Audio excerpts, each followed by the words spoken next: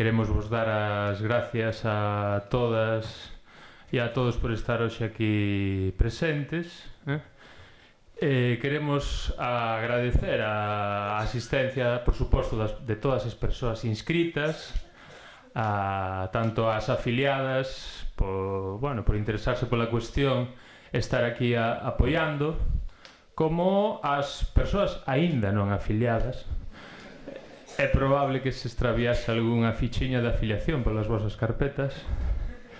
En todo caso, desexamos dende o Stega encarecidamente que as xornadas sexan do voso agrado, do voso interese, e que contribúan a reafirmarvos na vosa práctica docente ou, se o caso, a reorientala ou as dúas cousas á vez. Queremos agradecerlle tamén a presencia, especialmente as persoas de diversos movementos, colectivos de renovación pedagóxica e asociacións que tiveron a ben estar hoxe con nós.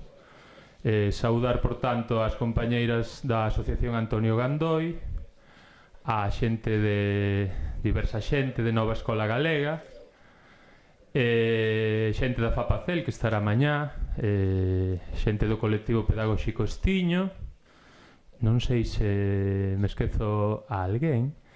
Tamén, por suposto, o público que libremente optou por pasar esta tarde con nós. Agardamos que sexa do voso agrado a intervención do Nico. Queremos agradecer tamén a colaboración das institucións, neste caso do Concello e da Deputación Provincial, e as institucións que nos cederon os espacios para a celebración das xornadas, ben gratuitamente, como é o caso da Deputación Provincial, ou baixo réxime de tarifas vixente para este tipo de eventos, como foi a USC. Ben, o obxectivo xa concluye, dou paso a Nico. O obxectivo destas xornadas é propiciar o encontro e a reflexión entre as persoas que entendedes, que entendemos e desexamos que un novo marco do ensino e da escola pública é necesario, moi necesario, promover encontrarnos nun espacio común, e posto que nos encontramos na treboada perfecta, xa entramos no tema, atrás desa fachada da modernidade, en cuxo nome tiveron lugar importantes transformacións da escola e do ensino público nos últimos tempos, agóchanse outros intereses económicos menos confesables. É dicir, a dualización da formación para atender aos requerimentos dun mercado de traballo cada vez máis cambiante ocasionou que as autoridades, as administracións públicas, boa parte dos gobernos privilexiasen as competencias en detrimento dos saberes, do saber na concepción máis ampla e humanista do termo, de acordo? E é neste contexto hostil para o ensino público onde ten lugar a intervención de Nico Hirt. Nico Hirt ven da Bélxica, está por primeira vez no país, da man do Stega. Ele é físico, matemático, profesor retirado, sindicalista, investigador marxista, autor de numerosísimos artigos e libros, Os novos amos da escola. Ven de publicar agora un novo libro que ainda non está traducido nin ao galego nin ao castelán, agardemos que así sexa en breve, que aprendiches ti na escola, que ten un título suxerente, e el vai a falar e a fondar un pouco neste contexto en que nos encontramos. Somente dicirvos que haberá unha primeira intervención del e posteriormente quen queira intervir, deslizar calquera cuestión ou pregunta, pode pedir a quenda de palabra para intervir co micro, ou ben tedes nas vosas carpetiñas unhas cartulinas azuis onde podedes escribir as cuestións, se o queredes que se lea aquí de forma anónima, e irémolas facendo chegar como mellor poidamos. Así que nada máis, agardamos que sexa do voso gusto e deixo vos xa con Nico Hirt. Moitas grazas.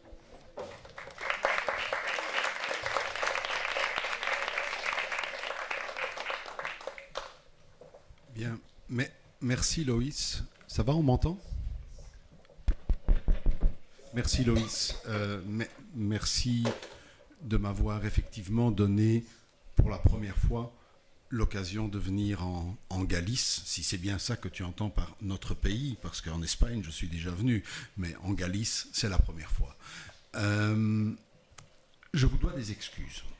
Je dois d'abord des excuses à ceux qui ne comprennent pas le français. Parce que moi, je ne parle ni le castillan, ni le galicien, et donc je suis obligé de m'exprimer en français. J'aurais pu m'exprimer aussi en néerlandais, mais je ne pense pas que ça aurait arrangé les choses.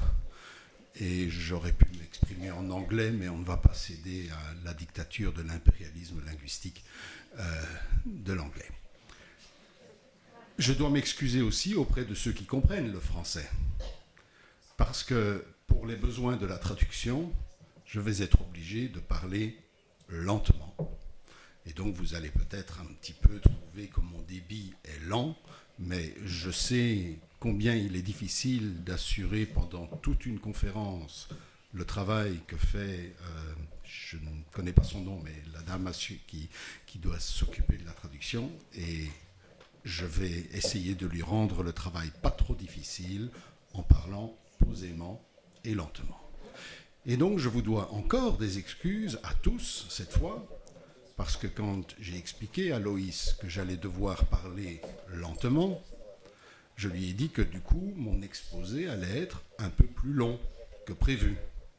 Et il m'a dit que ça ne posait aucun problème, qu'on avait toute la nuit devant nous, qu'on pouvait parler jusqu'aux petites heures demain matin, et donc j'espère que vous avez amené de quoi vous sustenter. Et non, je rigole, on va essayer de s'en tenir à une bonne heure d'exposé. Bien, commençons par quelque chose dont vous avez certainement entendu parler, ce sont les enquêtes PISA. En général, quand on montre des statistiques des enquêtes PISA, ce qu'on vous montre, c'est le classement des pays en fonction des scores en mathématiques, en sciences, en lecture. Et on fait beaucoup de commentaires sur le fait que tel pays a gagné 3 places ou perdu 3 places dans le classement. Ce que je vous montre là, c'est tout autre chose. Mais ça vient aussi des enquêtes PISA. C'est l'évolution entre 2003 et 2012 de l'écart entre les scores PISA des 25% d'élèves les plus pauvres et le score moyen PISA. Les barres qui sont vers la gauche, c'est là où le score des plus pauvres a diminué par rapport au score moyen. Ça veut dire que l'écart a grandi. Les barres qui sont vers la droite, c'est là où le score des 25% d'élèves les plus pauvres a augmenté. C'est-à-dire que les écarts sociaux de résultats ont diminué. Ce que je voulais montrer ici, c'est 2 choses. La première, c'est un détail, mais c'est important, enfin, ça peut être utile de l'avoir en tête. Si vous regardez tout en haut, les pays, 2 des pays où les inégalités, je parle trop près du micro, 2 des pays où les inégalités sociales ont fortement augmenté sont des pays qui pourtant sont souvent mis en avant comme modèle de système éducatif, la Finlande et la Suède. Je voudrais que vous gardiez ça en tête, on y reviendra vers la fin de la conférence. Le deuxième point que je voulais montrer ici, c'est que dans la majorité des pays, l'écart entre les enfants les plus pauvres et les scores moyens PISA a augmenté. Dans la plupart des pays, on s'éloigne de l'objectif d'un enseignement démocratique. Et ça, c'est probablement l'évolution, ou une des évolutions les plus caractéristiques des 20-25 dernières années. C'est un des points de rupture de l'époque actuelle par rapport aux décennies qui ont précédé, c'est-à-dire les décennies d'après la Deuxième Guerre mondiale, les décennies de ce que les économistes appellent les 30 glorieuses, ces décennies de la massification de l'enseignement secondaire et qu'on a parfois assimilé aussi à une époque de démocratisation de l'enseignement. je me tourne vers... Est-ce que ça va, le rythme? Ok, merci. L'accroissement des inégalités, c'est une des tendances lourdes de l'évolution des systèmes éducatifs depuis une trentaine d'années, 25 ans environ. Une autre tendance lourde, c'est ce discours selon lequel l'école aujourd'hui ne doit plus tellement apprendre, mais elle doit apprendre à apprendre. L'important n'est pas la transmission de savoir, l'important est la capacité d'acquérir des savoirs nouveaux, apprendre tout au long de la vie. Une autre tendance lourde, c'est l'introduction des technologies de l'information et de la communication dans l'enseignement. Les TIC, les technologies de l'information, l'ordinateur, le multimédia, l'Internet, qui ont fait leur entrée en force dans l'école. Autre tendance, la privatisation de l'enseignement. Des pans entiers des services éducatifs ont été ou sont en train d'être privatisés. On y reviendra dans un instant. L'augmentation également de la concurrence et de la compétition à l'intérieur du système d'enseignement. On abandonne progressivement les réseaux d'écoles dirigés centralement par l'État et on y substitue une flottille de petits navires scolaires qui sont beaucoup plus autonomes, mais qui sont aussi en plus forte compétition, en plus forte concurrence sur ce que les économistes appellent un quasi-marché scolaire. Entrée en force encore de l'évaluation. Évaluation des élèves, omniprésente, par des évaluations souvent centralisées, organisées centralement au niveau de l'État. Évaluation des établissements scolaires, évaluation des enseignants, souvent liés à un salaire au mérite qui dépend de cette évaluation ou une position statutaire qui dépend de l'évaluation. Évaluation des systèmes éducatifs eux-mêmes grâce à des enquêtes internationales comme l'enquête PISA.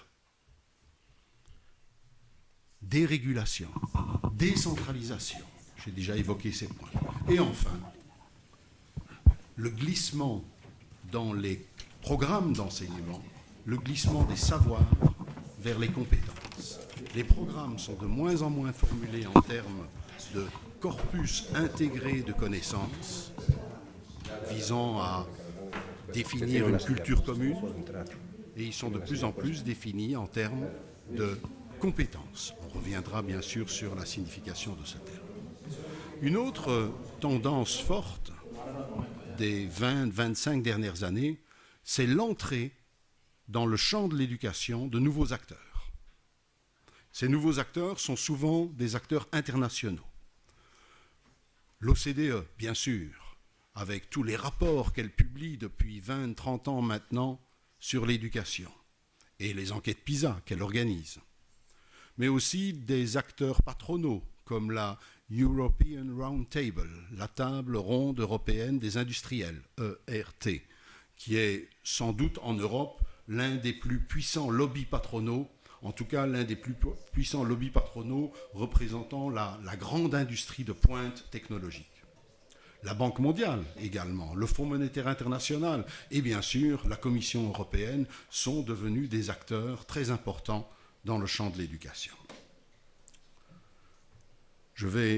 Vous allez voir que de temps en temps, je vais sauter une diapositive parce que sinon, étant donné le rythme auquel je dois parler, je serai trop long. Cette diapositive-ci était destinée à montrer quels étaient les contextes de la massification de l'enseignement avant l'entrée du capitalisme mondial dans l'ère des crises, mais on va passer ça. Si ça vous intéresse, je peux mettre les diapositives à votre disposition après sur un site internet. À partir des années 70, l'économie mondiale entre dans une période de crise économique à répétition. Et c'est l'entrée dans cette période de crise économique à répétition qui va induire un nouveau discours sur l'école et sur les missions de l'enseignement. Au début, avec les crises pétrolières de 73-79, on ne change pas tout de suite l'approche. On croit encore que le capitalisme va rapidement retrouver une croissance forte et durable comme celle qu'il avait connue durant les décennies précédentes. Et on nous dit à l'époque, vous savez, ce sont des crises conjoncturelles, ça ne durera pas. Quelques années plus tard, plusieurs pays européens, notamment, s'enfoncent dans des crises budgétaires graves. C'est le cas de la Belgique, notamment, mais d'autres pays aussi. Et on dit à l'époque, vous savez, on va s'en sortir, on va trouver facilement des solutions, on va privatiser les services publics. Et lorsqu'on aura privatisé une grande partie des services publics, les budgets de l'État seront de nouveau en équilibre et on pourra de nouveau renouer avec la croissance. Seulement, voilà, dans les années 90, différents pays connaissent de graves crises financières et on nous répond à ce moment-là, pas de souci à avoir, on va investir à fond dans les nouvelles technologies et on va augmenter les échanges internationaux par la mondialisation, la globalisation de l'économie et ça va sauver notre économie internationale. Alors qu'est-ce qu'on a fait? On a effectivement ouvert les marchés, on a investi massivement dans les technologies, notamment celles des technologies de l'information et de la communication.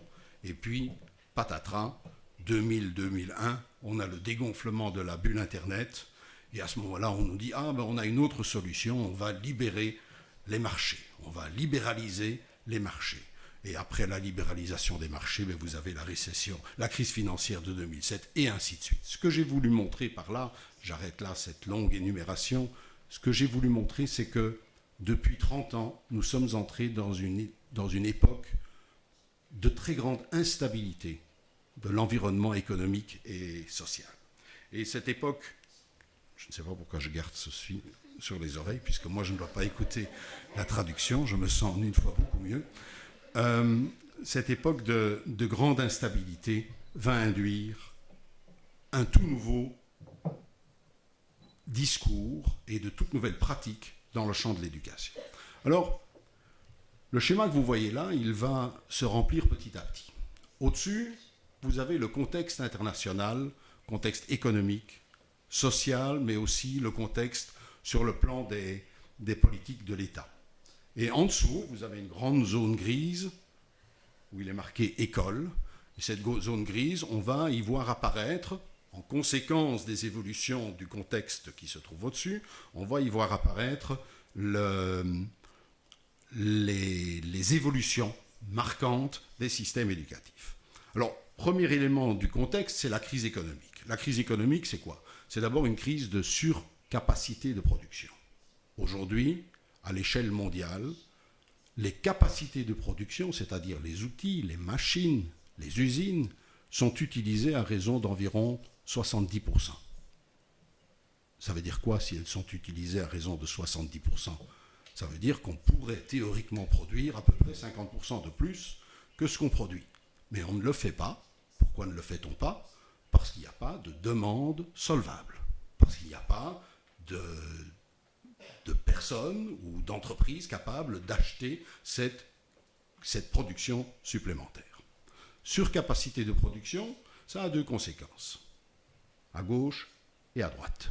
La première conséquence, c'est que les personnes qui disposent de capitaux, on appelle parfois ces gens-là des capitalistes, les personnes qui disposent de capitaux ont du mal à trouver des secteurs où investir leurs capitaux durablement et avec des taux de rendement suffisamment élevés. On a donc également un excédent de capitaux.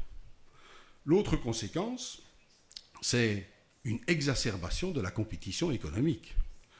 Si les entreprises ne parviennent pas à produire, à rentabiliser l'entièreté de leur appareil de production, eh bien, elles se retrouvent avec des investissements qui ne sont pas pleinement rentabilisés. Leurs actionnaires sont évidemment mécontents de cette situation et les entreprises vont être beaucoup plus en compétition, en concurrence les unes avec les autres pour essayer de conquérir des parts de marché de leurs adversaires ou pour essayer de détruire leurs adversaires.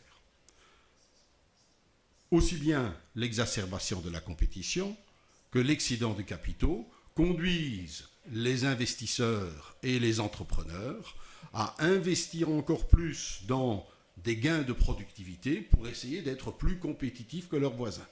Mais ces gains de productivité augmentent de nouveau la capacité productive et on a donc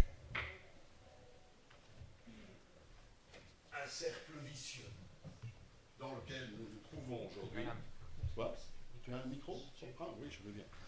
Un cercle vicieux dans lequel nous nous trouvons aujourd'hui. Conséquences sur le plan social. Mais sur le plan social, l'exacerbation de la compétition économique signifie pour les uns du chômage et pour les autres un appauvrissement parce qu'il y a une pression vers le bas sur les salaires, sur les revenus des travailleurs.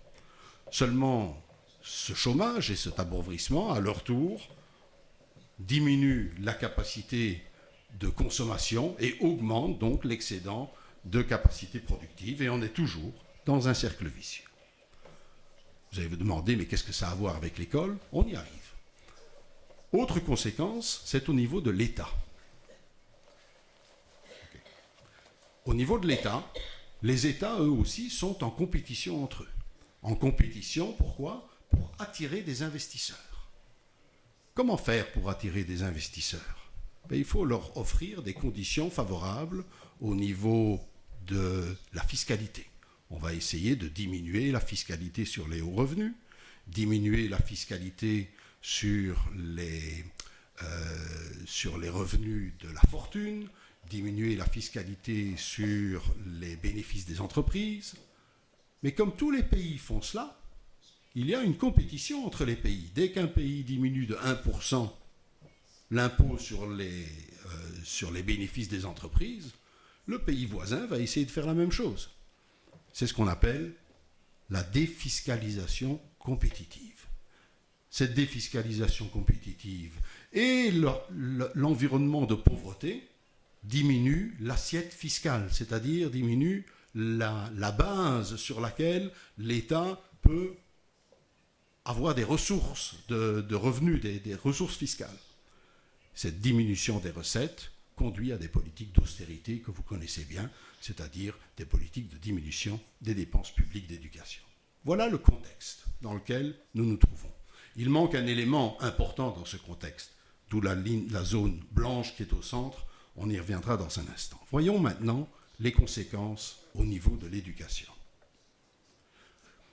La première conséquence, c'est que l'excédent de capitaux conduit les investisseurs, les détenteurs de capitaux, à essayer de trouver des nouveaux secteurs d'investissement.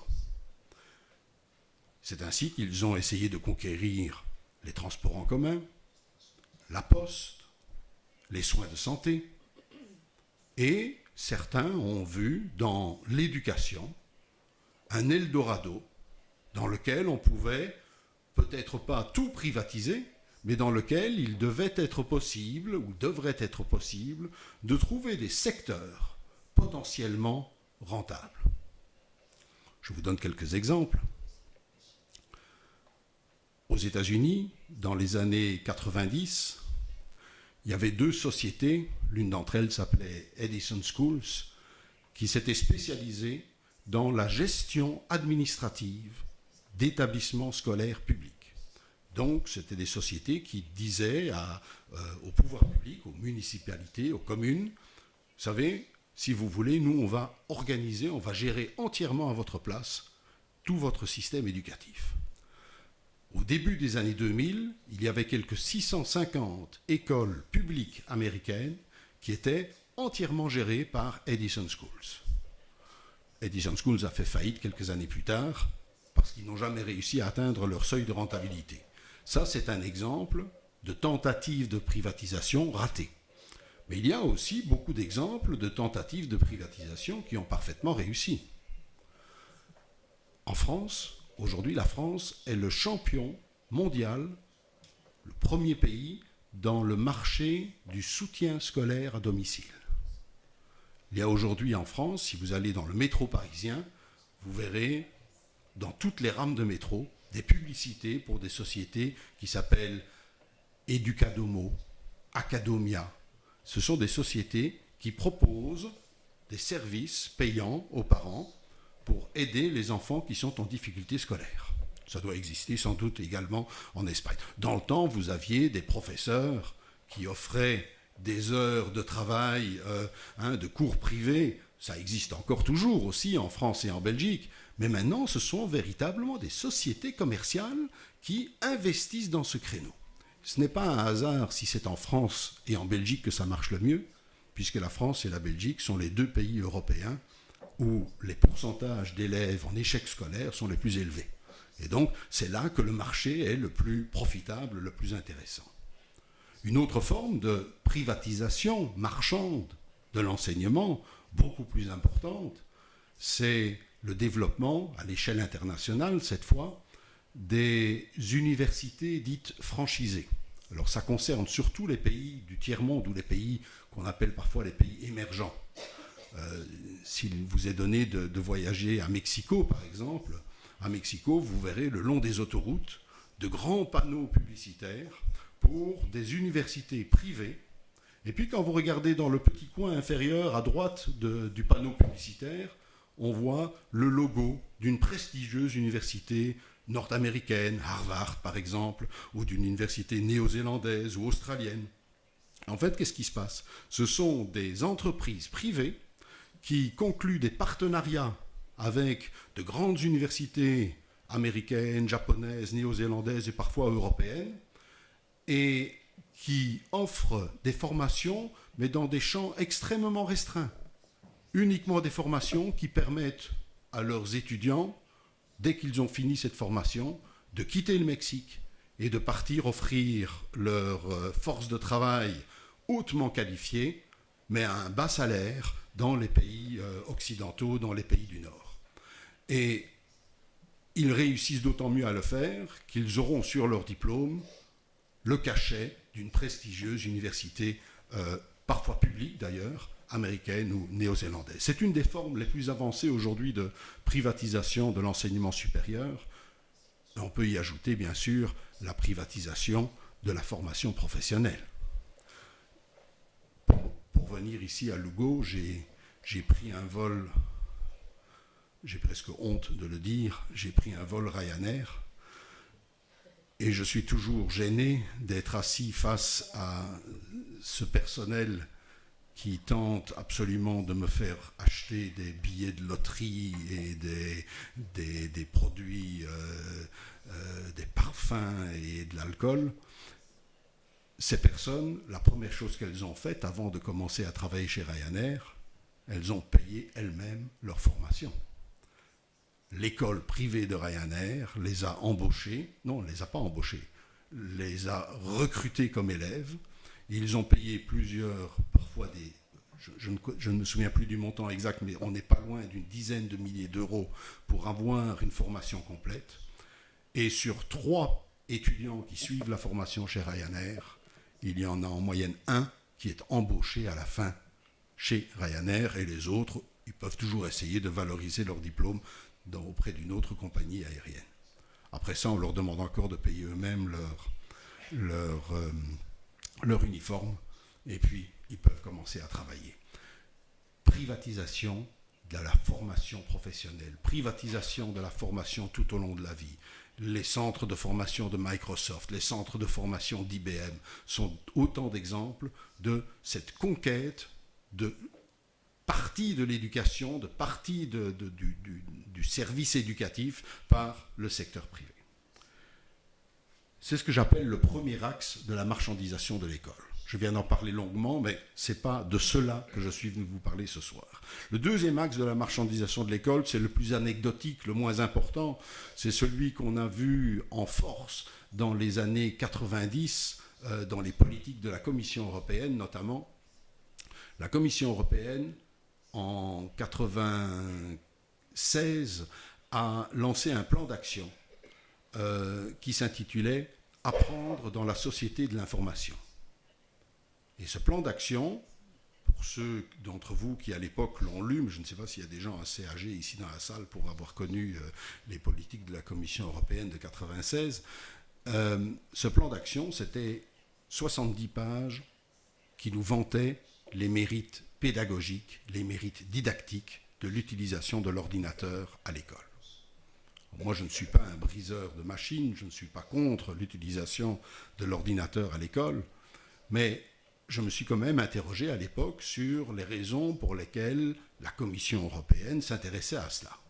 Alors j'ai fouillé un peu dans les documents et je suis tombé sur un texte, un discours de celle qui à l'époque était la commissaire européenne à l'éducation, c'était Madame Edith Cresson, et ce discours, elle l'avait tenu dans la ville de Tours, en France, devant un parterre d'industriels du secteur de l'information et de la communication. Et elle leur avait dit ceci. Je vais citer Madame Cresson, je vais m'arrêter à chaque phrase pour laisser le temps de traduire. Le marché européen des technologies de l'information et de la communication demeure trop étroit, trop fragmenté. Le nombre trop faible des utilisateurs pénalise notre industrie. Madame Cresson était commissaire à l'éducation, elle n'était pas commissaire à l'industrie. On peut se demander pourquoi elle se soucie du développement du marché des technologies de l'information et de la communication. Et elle continue. C'est pourquoi il était indispensable de prendre un certain nombre de mesures pour l'aider et le stimuler. Aider quoi? Le marché. Stimuler quoi? Le marché. Et elle conclut, c'est l'objectif du plan d'action à prendre dans la société de l'information, plan d'action dont s'est dotée la Commission européenne en octobre 1996. Que nous dit Madame Cresson? Elle nous dit la vraie raison pour laquelle nous insistons pour qu'on utilise les ordinateurs à l'école, ce n'est pas pour des raisons didactiques ou pédagogiques. La vraie raison pour laquelle nous voulons qu'on s'en serve à l'école, c'est parce qu'ainsi on va stimuler le marché européen de ces technologies de l'information et de la communication.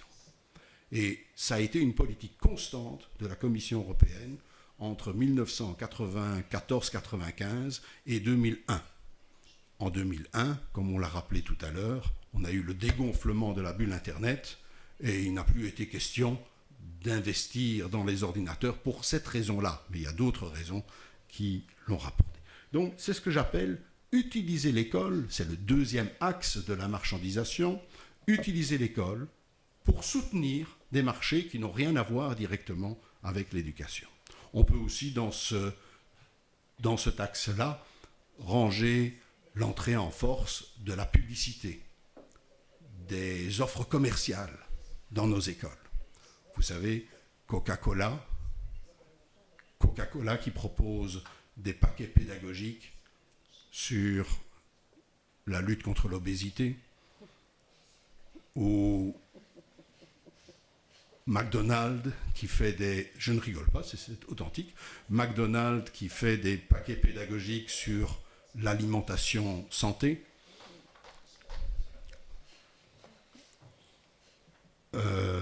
Nestlé qui explique aux petits-enfants comment prendre un bon petit déjeuner et qui se soucie un peu moins de leur santé quand ils offrent des bonbons Smarties pour les fêtes de fin d'année à l'école. Mais qu'à cela ne tienne, puisque Colgate est là pour leur apprendre à bien se brosser les dents. Utilisez l'école, utilisez les enfants pour soutenir les marchés. Deuxième axe de la marchandisation. Et enfin, le troisième axe. Le troisième axe, c'est celui qui découle directement de l'exacerbation de la compétition économique. Qui dit compétition économique exacerbée, dit qu'on a besoin d'une main-d'œuvre aussi compétitive que possible. On a besoin d'une main-d'œuvre, d'un capital humain, comme disent les économistes. On a besoin d'un capital humain qui soit parfaitement adapté aux besoins de la concurrence, aux besoins de la compétition économique. Dans la bouche d'un rapport de la table ronde européenne des industriels, en 1989, cela devient le développement techniques et industrielles des entreprises européennes exige une rénovation accélérée des systèmes d'enseignement et de leurs programmes. Ce rapport de la table ronde en 89 va être repris pratiquement mot pour mot par une commission de la Commission européenne, une commission de travail, un groupe de travail de la Commission européenne qui est mis en place en 1994, qui s'appelait la commission Refers. Refers était un Suisse, on a pris un Suisse neutre pour diriger une commission sur l'éducation. Et encore 3 ans plus tard, les recommandations de la commission Refers, qui étaient donc les mêmes que celles de la table ronde des industriels, se retrouvent dans un document officiel de la Commission européenne, cette fois, le livre blanc publié par Madame Edith Cresson sur l'éducation. Et tout ça est officialisé, finalement, au sommet européen de Lisbonne, en 2000, où on trouve cette célèbre phrase, vous l'avez certainement déjà lue ou entendue quelque part, elle est emblématique de la nouvelle vision de l'éducation, elle est à faire frémir aussi, tellement elle nous fait peur. L'objectif central de la réforme des systèmes éducatifs est d'aider l'Europe à devenir l'économie de la connaissance la plus compétitive, la plus dynamique du monde, capable d'une croissance économique durable. Je ne sais pas s'il y a des enseignants dans la salle, je suppose que oui. Je ne sais pas s'il y a des enseignants en formation, de futurs enseignants dans la salle, j'espère que oui. Et s'il y a de futurs enseignants dans la salle, je suis persuadé que dans vos formations, on ne vous dit pas que votre métier demain consistera à aider l'Europe à être l'économie la plus compétitive du monde. Eh bien ça, c'est la vision dominante aujourd'hui de l'éducation. Le rôle premier de l'éducation dans la tête des instances politiques qui nous dirigent, le rôle premier de l'éducation, c'est soutenir la compétitivité de qui? Ça dépend du niveau du pouvoir où on se place. Si vous allez entendre le responsable politique de la Galice, il va dire que c'est pour soutenir la compétitivité de la Galice. Si c'est le responsable politique de Lugo, il va dire c'est pour soutenir la compétitivité de Lugo. Si c'est le responsable de l'État espagnol, il va dire c'est pour soutenir la compétitivité de l'État espagnol. Si c'est le responsable de la Commission européenne, il va dire c'est pour soutenir la compétitivité de l'Europe. Et si c'est un responsable de l'OCDE, il va dire c'est pour faire en sorte que les pays les plus riches de la planète continuent d'être les plus riches. Quand mon demi-compatriote Jean-Claude Juncker, j'ai la double nationalité, moi je suis belge et luxembourgeois à la fois, quand mon demi-compatriote Jean-Claude Juncker a écrit au nouveau commissaire européen à l'éducation, Tibor Navracsics, en lui expliquant ce qu'il attendait de lui, il lui a dit « Je voudrais que tu te concentres sur les points suivants. Premièrement, contribuer à la politique d'emploi, de croissance, d'investissement pour les aspects liés à la modernisation des systèmes éducatifs. Deuxièmement, promouvoir la culture comme catalyseur de l'innovation en maximisant la contribution du secteur de la culture aux emplois et à la croissance. » Vous voyez quelle vision de la culture, n'est-ce pas? Et troisièmement, renforcer le triangle de la connaissance entre l'éducation, le business et la recherche. Donc, nous avons là les 3 axes de la marchandisation et le plus important, à mes yeux, c'est clairement le 3e, et c'est de celui-là que je vais désormais uniquement parler. Il y a une autre conséquence de tout cet environnement sur l'éducation, c'est que l'austérité, elle concerne aussi l'enseignement. On observe depuis 20-25 ans, ça dépend un peu des pays, une politique de réduction des dépenses publiques d'éducation. Attention, ça pourrait vous étonner, parce que je ne connais pas les chiffres précis pour l'Espagne ou pour la Galice, et je ne sais pas si les dépenses d'éducation chez vous ont diminué ou augmenté. Mais quand je dis que globalement il y a une diminution, c'est une diminution en termes relatifs. Quand on rapporte les dépenses d'éducation aux effectifs, c'est-à-dire au nombre total d'élèves et d'étudiants, dans pratiquement tous les pays, il y a une diminution. Pourquoi ? Parce que les effectifs de l'enseignement supérieur ont très fortement augmenté au cours des dernières décennies. Et l'augmentation des effectifs de l'enseignement supérieur n'a pas du tout été accompagnée d'une augmentation parallèle des dépenses publiques d'éducation. Quand on regarde les courbes d'évolution des dépenses publiques d'éducation, en 1950, en Europe, on était à peu près à un niveau de 3% du produit intérieur brut consacré à l'éducation. 3% du PIB des pays était consacré à l'éducation. À la fin des années 70, début des années 80, on était aux alentours de 7%. Dans certains pays, on était au-dessus de 7%, dans d'autres pays, on était dans les 6,5%. Quelques pays étaient encore un peu à la traîne.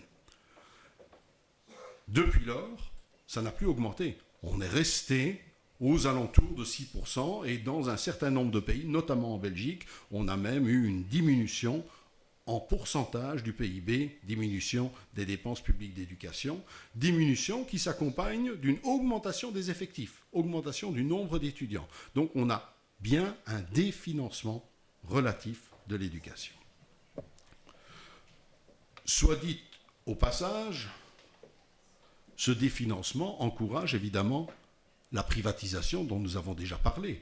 Si l'enseignement public a moins de moyens, les gens qui disposent de ressources financières suffisantes vont se tourner vers d'autres offreurs d'éducation que l'enseignement public, à savoir vers des offreurs d'éducation privée. J'ai cité l'exemple de la France avec les entreprises qui offrent des services de soutien scolaire à domicile, mais ce n'est qu'un de ces exemples de comment la politique d'austérité dans l'éducation encourage le développement du secteur privé. Mais surtout, on pourrait se dire qu'entre deux des points qui sont ici, il pourrait y avoir une contradiction. Pourquoi une contradiction ? C'est parce que les mêmes milieux économiques qui disent « il nous faut des travailleurs formés pour être aussi compétitifs que possible dans la nouvelle économie, dans l'économie de la connaissance », ces mêmes décideurs économiques nous disent qu'il faut que l'enseignement coûte moins cher. Il faut que l'État dépense moins pour l'éducation. Alors comment va-t-on faire mieux, et je mets mieux avec des guillemets autour, parce que moi, ma conception d'un bon enseignement, c'est pas ça, mais dans leur idée, comment vont-ils faire mieux avec moins de moyens ? Comment résoudre cette contradiction ? Deux économistes, Eric Hanuschek et Lutger Wössmann, ce sont deux économistes de l'éducation qui très souvent sont cités dans des documents de l'OCDE, de la Commission européenne. Ce sont vraiment des économistes qui ont l'oreille des instances internationales. Et ils résument le dilemme comme ceci. Ils disent « Il faut désormais des réformes institutionnelles plutôt qu'une expansion des ressources à l'intérieur du cadre institutionnel existant. » Là aussi, on voit clairement la rupture avec les décennies précédentes. Durant les années 50, 60, 70 et encore au début des années 80, ce qu'on a fait dans l'enseignement, c'est surtout l'expansion des ressources à l'intérieur du cadre institutionnel existant. On n'a pas tellement transformé l'éducation, mais on a investi de plus en plus parce qu'on avait un besoin croissant de main-d'œuvre qualifiée. Maintenant, nous disent les économistes dominants, il faut arrêter ça, il faut arrêter d'investir de plus en plus dans ce système éducatif, il faut changer le système éducatif de l'intérieur, il faut des réformes. Des réformes, ça veut dire il faut changer les structures du système d'enseignement, il faut changer les contenus, les programmes du système d'enseignement, il faut même éventuellement changer les pratiques pédagogiques dans l'école pour qu'elles répondent mieux aux besoins de l'économie. Je vais sauter ce texte-là. La résolution de la contradiction qu'on a là va donc devoir prendre en compte de façon fine les besoins en capital humain. Et pour comprendre ces besoins en capital humain, il faut ajouter une dimension qui est pour l'instant absente dans notre schéma, c'est le monde du travail, le marché du travail, les évolutions récentes sur le marché du travail.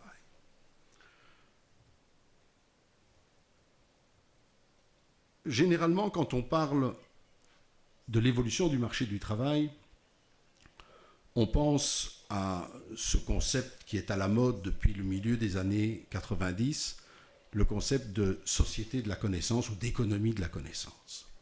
Généralement, quand on évoque l'économie de la connaissance, la plupart des gens, et peut-être la plupart des personnes qui sont ici, imaginent un marché du travail dans lequel, demain, il n'y aurait plus de place que pour des travailleurs moyennement ou hautement qualifiés. Un marché du travail sur lequel les gens qui n'ont pas de qualification, qui n'ont pas de formation, n'auront plus de place, ne pourront plus trouver d'emploi. À première vue, c'est ce que montrent les statistiques. Qu'est-ce que je dois faire pour qu'il marche ? Si. Le graphique que vous voyez là, c'est l'évolution de la force de travail européenne par niveau de qualification. La zone supérieure, c'est l'évolution des travailleurs hautement qualifiés. Ils constituaient 22% de la main-d'œuvre européenne en 2000,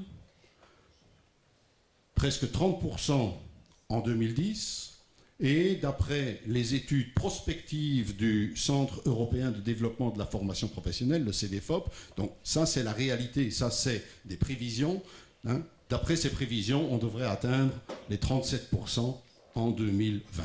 Au contraire, les travailleurs faiblement qualifiés représentaient 31%, 30,6% de la main-d'œuvre en 2000 et ne devraient plus représenter que 16% à la fin des années en 2020. Donc à première vue, ce graphique confirme l'image que nous avons généralement et qu'on nous donne généralement d'un marché du travail dans lequel il n'y aura plus de place que pour les travailleurs hautement qualifiés. Et puis, dans le même rapport, 2 pages plus loin, on trouve ce graphique-ci. Employment Trends by Occupations. Tendance du marché du travail par type d'occupation, par type de job, par type d'emploi. C'est un graphique un peu différent du précédent, puisqu'ici on a des indices, on part de l'indice 100 en 2000, et puis on a l'évolution jusqu'en 2009, pour 4 catégories d'emplois. Les emplois hautement qualifiés, les emplois qualifiés manuels, les emplois qualifiés non manuels et les emplois élémentaires. Un emploi élémentaire, c'est un emploi pour lequel on n'a pas besoin de travailleurs qualifiés, pour lequel on peut utiliser un travailleur qui n'a aucune qualification. Et maintenant, regardez les 4 courbes. L'emploi qualifié manuel chute. L'emploi qualifié non manuel augmente légèrement de 6%. Et les 2 courbes qui grimpent, ce sont les emplois nécessitant des travailleurs très hautement qualifiés et les emplois élémentaires. En d'autres mots, on a une polarisation du marché du travail, avec énormément d'emplois, enfin de plus en plus d'emplois très hautement qualifiés, mais aussi de plus en plus d'emplois très faiblement qualifiés. On pourrait se dire qu'entre ce graphique-là et le précédent, il y a une contradiction. Mais si vous regardez bien, il n'y a pas de contradiction. Ce graphique-ci nous parle des niveaux de qualification des travailleurs. Et ce graphique-là nous parle des niveaux de qualification qui sont demandés sur le marché du travail. Ce n'est pas la même chose. Le premier graphique nous dit qu'il y a de plus en plus de travailleurs qualifiés. Et le deuxième graphique nous dit qu'on a besoin de plus en plus de travailleurs très hautement qualifiés, mais qu'on a aussi besoin de plus en plus de travailleurs sans qualification. En d'autres mots, il y a de plus en plus de travailleurs qualifiés qui sont occupés dans des emplois où on n'a pas du tout besoin de leur qualification. On a, en d'autres mots, une...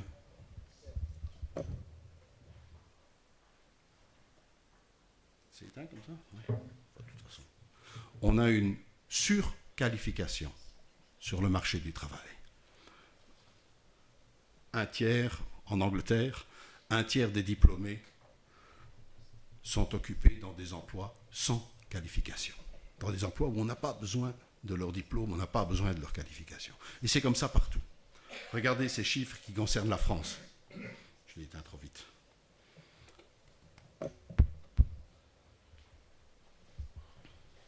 C'est l'évolution de l'emploi non qualifié en France. La courbe qui descend jusqu'en 1994, elle commence sa descente au début du XXe siècle. Depuis le début du XXe siècle, l'emploi non qualifié diminue en France. Je dis bien début du XXe siècle, parce qu'au XIXe siècle, ce n'est pas la même chose. Au XIXe siècle, le machinisme a au contraire remplacé des ouvriers qualifiés par des ouvriers non qualifiés. Au XIXe siècle, on a une augmentation de l'emploi non qualifié. Mais à partir du XXe siècle, avec le développement de la mécanique, de l'électricité de masse, etc., on a de plus en plus besoin de travailleurs qualifiés et on a une diminution de l'emploi non qualifié, avec la mécanisation de l'agriculture aussi. Et à partir de 1994, c'est-à-dire précisément à partir du moment où dans tous les rapports internationaux on nous parle d'économie de la connaissance, on a une explosion de l'emploi non qualifié. On verra dans un moment ce que sont ces nouveaux emplois non qualifiés. Revenons à notre schéma.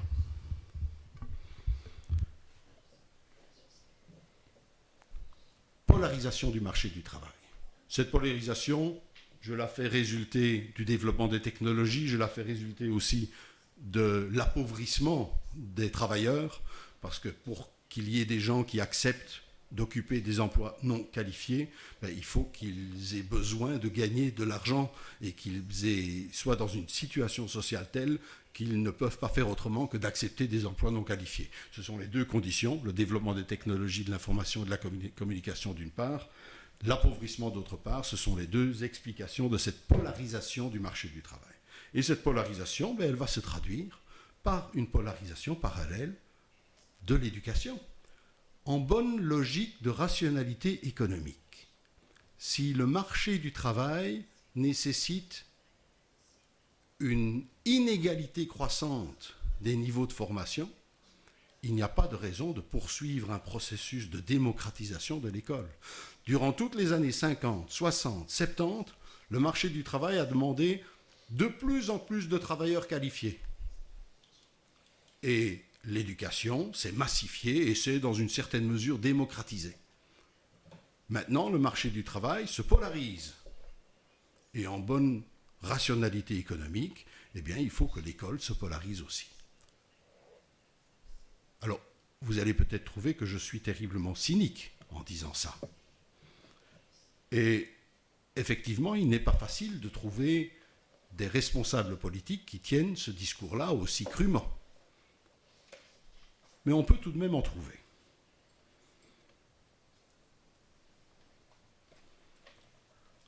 Dans un rapport publié en France, le rapport Tello, on peut lire ceci. La notion de réussite scolaire, la notion de réussite scolaire pour tous ne doit pas prêter à malentendu. Elle ne veut pas dire que l'école devrait se proposer de faire que tous les élèves atteignent les qualifications les plus élevées. Ce serait une illusion pour les individus et une absurdité sociale, puisque les qualifications ne seraient plus associées, même vaguement, à la structure des emplois. C'est un peu compliqué, je vais essayer de résumer. Ce que nous dit le rapport Tello, c'est il ne faut pas imaginer que la réussite scolaire de tous signifie que tout le monde doit arriver très haut dans la hiérarchie scolaire, parce que qui occuperait alors les emplois à faible niveau de qualification ? si on réussit trop bien la démocratisation de l'école, c'est une catastrophe pour l'économie. C'est ça que nous dit le rapport Tello. Peut-être plus clair encore, un extrait d'un rapport de l'OCDE.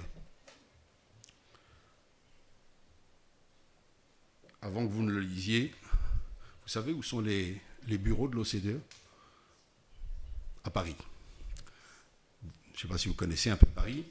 Paris, vous avez rive droite, rive gauche. À la rive gauche, vous avez le jardin du Luxembourg, et puis vous avez une colline sur laquelle il y a le Panthéon. Ça s'appelle la montagne Sainte-Geneviève. Et quand vous passez de l'autre côté de cette colline, vous entrez dans un quartier où il y a beaucoup d'impôts. Il y a des universités, des enseignements, de l'enseignement supérieur, mais il y a aussi des institutions. L'UNESCO, par exemple, se trouve là. Et les bâtiments de l'OCDE aussi sont dans ce quartier-là. Je vous dis ça parce que je peux imaginer que quelqu'un qui à Paris travaille pour l'OCDE, avant d'aller à son bureau, il va monter sur la montagne Sainte-Geneviève avec ses enfants dans sa voiture, il va s'arrêter là. Pourquoi? Mais pour les déposer dans un prestigieux lycée qui s'appelle le lycée Henri IV. C'est un des plus prestigieux lycées de Paris. Et puis après, il va redescendre et il va aller à son bureau. Pourquoi est-ce qu'il a déposé ses enfants au lycée Henri IV? Parce qu'il espère que ses enfants, en allant dans cette très bonne école, vont aller le plus loin possible dans leur carrière professionnelle et dans leur scolarité. Et puis, il s'assied à son bureau et il écrit ceci. Tous les élèves, n'embrasseront pas une carrière dans le dynamique secteur de la nouvelle économie.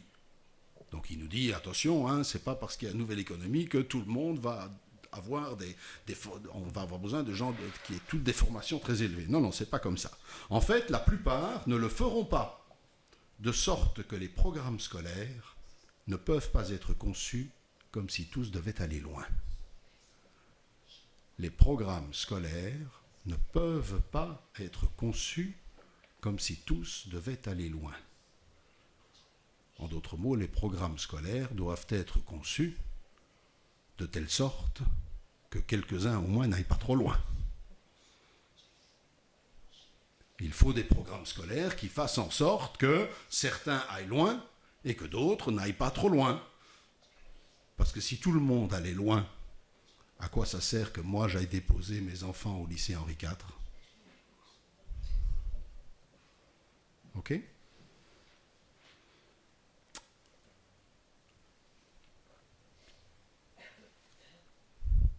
On a vu au tout début, je vous ai montré un graphique qui montre que les inégalités sociales dans le système éducatif des pays occidentaux avaient en moyenne tendance à augmenter.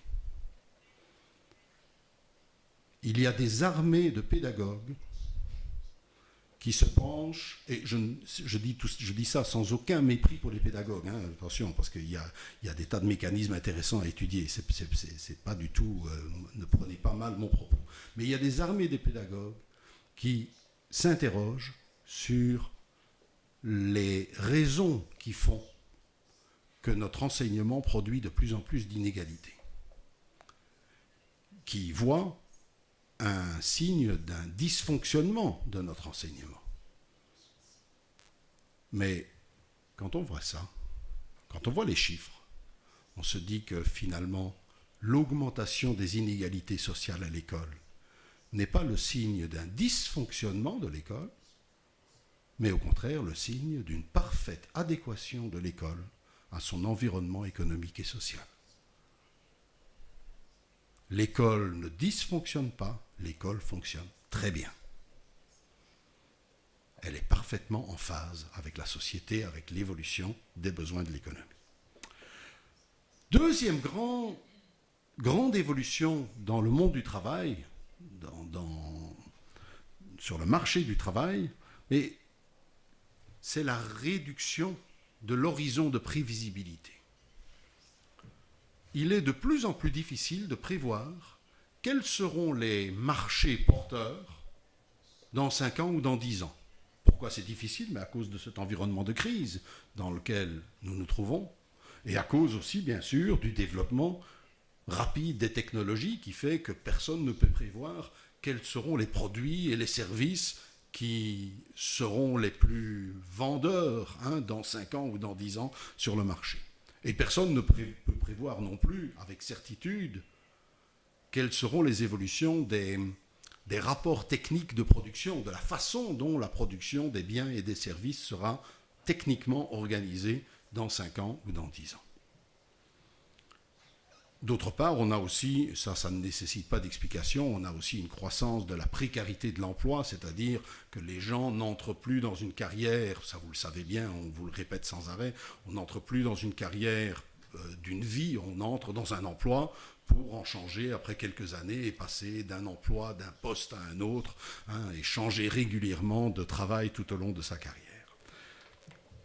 Ces deux éléments, l'imprévisibilité de l'environnement technologique et de l'environnement de production, de l'environnement économique et la précarité, font que l'une des principales demandes aujourd'hui sur le marché du travail, ce n'est pas tellement de la qualification et de la connaissance, mais c'est de la flexibilité, de la capacité d'adaptation.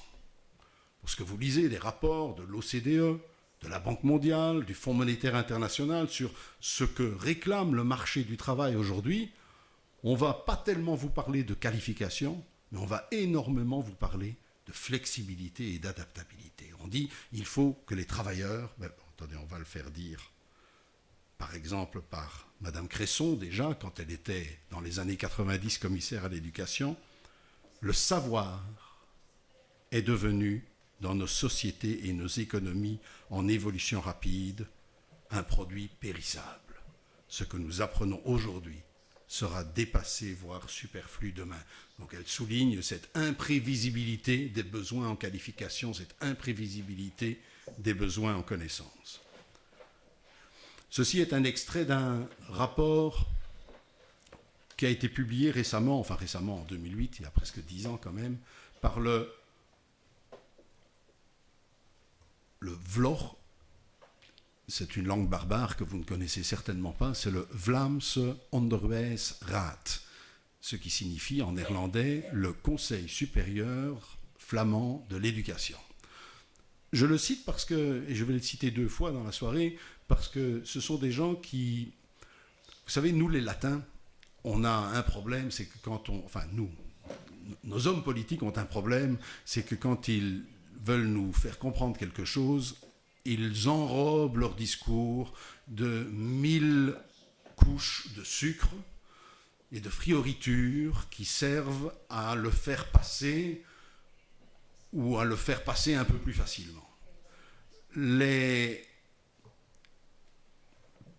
cultures germaniques, on va dire, comme les Flamands, ont un avantage, c'est qu'en général, quand leurs hommes politiques disent quelque chose, ils le disent beaucoup plus franchement et beaucoup plus clairement.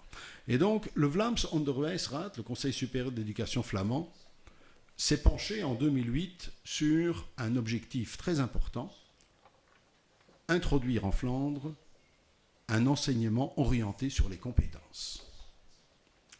Et le rapport qui recommande cette orientation de l'enseignement sur les compétences commence comme ceci. Dans le monde du travail, ou sur le marché du travail, on ne cherche pas ou plus des travailleurs qui savent ou qui peuvent beaucoup, mais des travailleurs qui sont et qui restent compétents. Et pour ceux qui n'auraient pas compris ce que ce mot veut dire, c'est-à-dire capable et adaptable. Un travailleur compétent, c'est un travailleur capable et adaptable. Le mot est lâché. La flexibilité qui est réclamée sur le marché du travail induit une orientation de l'enseignement sur les compétences. Les compétences au sens où on l'entend aujourd'hui dans l'acception moderne de ce terme. Il ne s'agit plus de la compétence au sens où on l'entendait il y a 20 ans quand on utilisait ce mot dans la formation professionnelle, par exemple. Et je n'ai aucun problème avec cette compétence-là. Je souhaite ardemment que le pilote de l'avion qui me ramènera demain en Belgique soit, au sens classique du terme, compétent. Bien qu'il travaille pour Ryanair et qu'il ait été formé dans leur école privée, je souhaite quand même qu'il soit compétent. Et le dentiste qui va me charcuter la semaine prochaine, j'espère aussi qu'il est compétent. Mais ce n'est pas de cette compétence-là qu'on parle. Ici, on parle de la compétence au sens où on l'entend dans un certain discours pédagogique actuel, qui est de dire la compétence, ce n'est pas du savoir, la compétence, c'est la capacité de mobiliser des savoirs. Je vais lentement parce que c'est important de laisser le temps de bien traduire. La compétence, c'est la capacité de mobiliser des savoirs dans des situations complexes et inédites. C'est ça la définition moderne de la compétence. Ce n'est pas le savoir. Il y a le savoir d'une part. Il y a les choses qu'on doit faire d'autre part. Et celui qui est capable d'aller chercher les savoirs pour les mobiliser, les utiliser pour résoudre une tâche, celui-là est compétent. Ce n'est pas celui qui possède le savoir, c'est celui qui peut aller le chercher quand il en a besoin et le mettre rapidement en œuvre. Toujours le Vlaamse Onderwijsraad. La popularité croissante des compétences dans les systèmes éducatifs s'explique par la volonté de rapprocher l'éducation du marché du travail, en préparant mieux les étudiants à travailler de manière flexible et adaptable dans leur vie professionnelle. Voilà, je pense, un discours clair. Pourquoi est-ce que nous voulons orienter l'enseignement sur les compétences? Le Conseil supérieur flamand de l'éducation répond avec limpidité pour rapprocher l'éducation du marché du travail, pour répondre à la demande de flexibilité. Et l'OCDE dit à peu près la même chose. Pour quelles raisons ces compétences, somme toute assez classiques, se retrouvent-elles maintenant sur le devant de la scène? Réponse de l'OCDE, parce que les employeurs ont reconnu en elles des facteurs clés de dynamisme et de flexibilité. Une force de travail dotée de ces compétences sera à même de s'adapter continuellement à la demande et à des moyens de production en constante évolution. Voilà donc un premier point très important. Au nom de la flexibilité, on nous dit l'important n'est plus tellement de transmettre des savoirs à l'école, l'important c'est d'apprendre aux enfants à être capables de mobiliser des savoirs nouveaux dans des situations nouvelles. C'est-à-dire d'être adaptable à un environnement de production qui change très rapidement et qui évolue très rapidement. Et je dis environnement de production parce que c'est l'aspect principal, mais on pourrait parler aussi de l'environnement de consommation. Il faut être capable aussi de s'adapter aux changements constants comme consommateur. Si après le iPhone 32, on va sortir le iPhone 57, il faut être rapidement capable de s'adapter à ces fonctionnalités nouvelles, de les intégrer, même de s'y attacher de façon affectueuse à ces nouveaux objets et à ces nouvelles fonctions pour être des consommateurs capables et adaptables. Donc ce n'est pas seulement le producteur, c'est aussi le consommateur qui est visé. Pour aller plus loin, il faut un petit peu nous arrêter sur ces fameux emplois non qualifiés dont j'ai parlé tout à l'heure. On a commencé à quelle heure? On a commencé avec beaucoup de retard. 10 past 7, I think. Yes, you begin at 10 past 7. But you spoke half an hour. You're right. 20 Okay. past, maybe. 20 past 7, ok. On va avancer un peu plus vite. Ça va pour la traduction? Je peux accélérer un peu? Ok. Bon. Tout à l'heure, je vous ai montré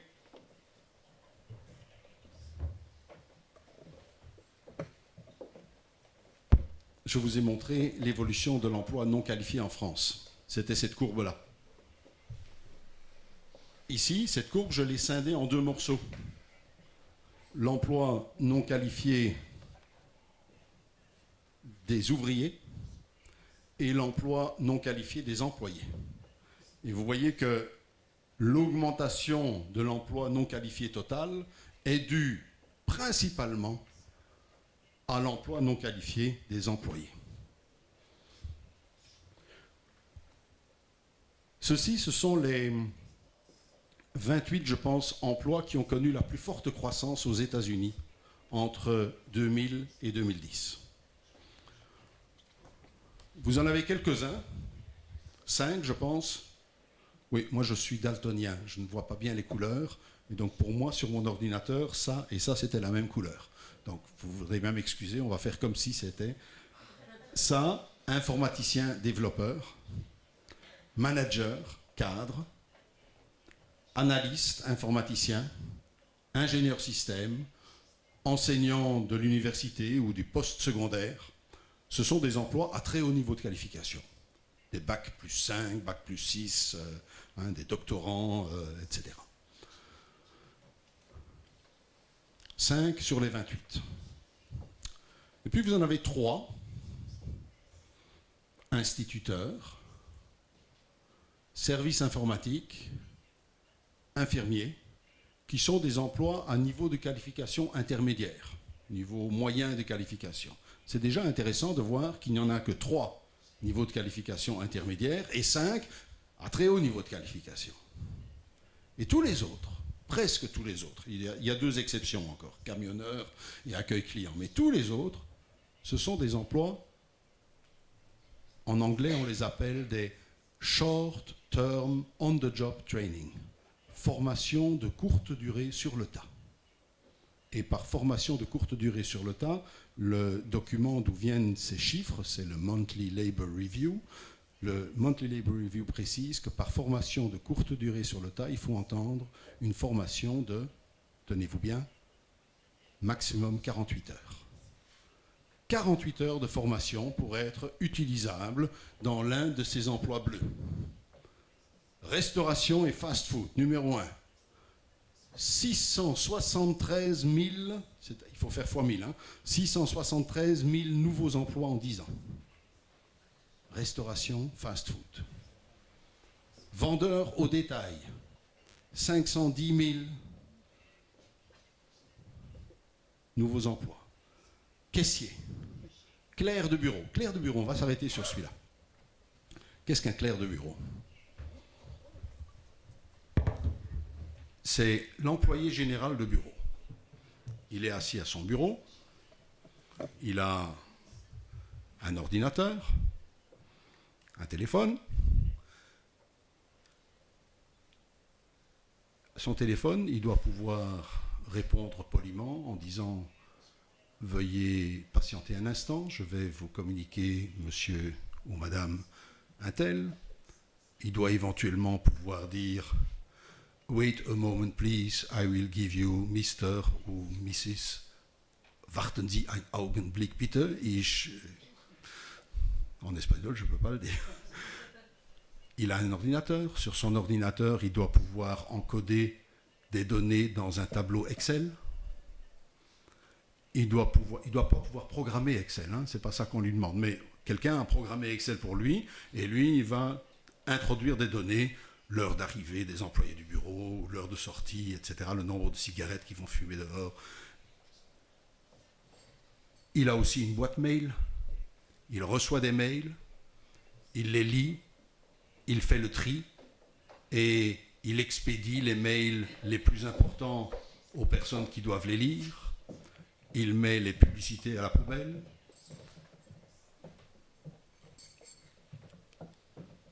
Il a besoin de maîtriser, si vous comprenez bien ce que je vous dis, il a besoin de maîtriser un certain nombre de compétences de base. Compétences de base en communication, compétences de base en communication dans des langues étrangères, compétences de base en technologie de l'information et de la communication. Il doit pouvoir éventuellement taper un texte. Il fait un petit peu le travail que faisait jadis une dactylo, une sténo, un opérateur téléphonique, un opérateur téléx, la personne qui préparait le café.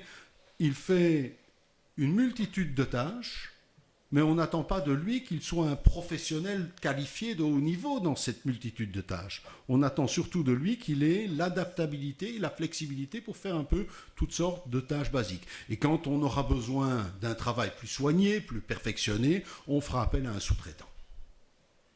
C'est ça l'employé général de bureau, des compétences de base. L'agent de sécurité, le suivant, 391 000 emplois, Je ne sais pas si on peut dire 90 chez vous. Ça va, 90 391 000 emplois en 10 ans. Je suppose que c'est des chiffres américains. Je suppose qu'aux États-Unis, le fait de savoir se servir d'un revolver fait partie des compétences de base acquises par tout le monde à l'âge de 18 ans. Serveurs, serveuses, aides-soignants.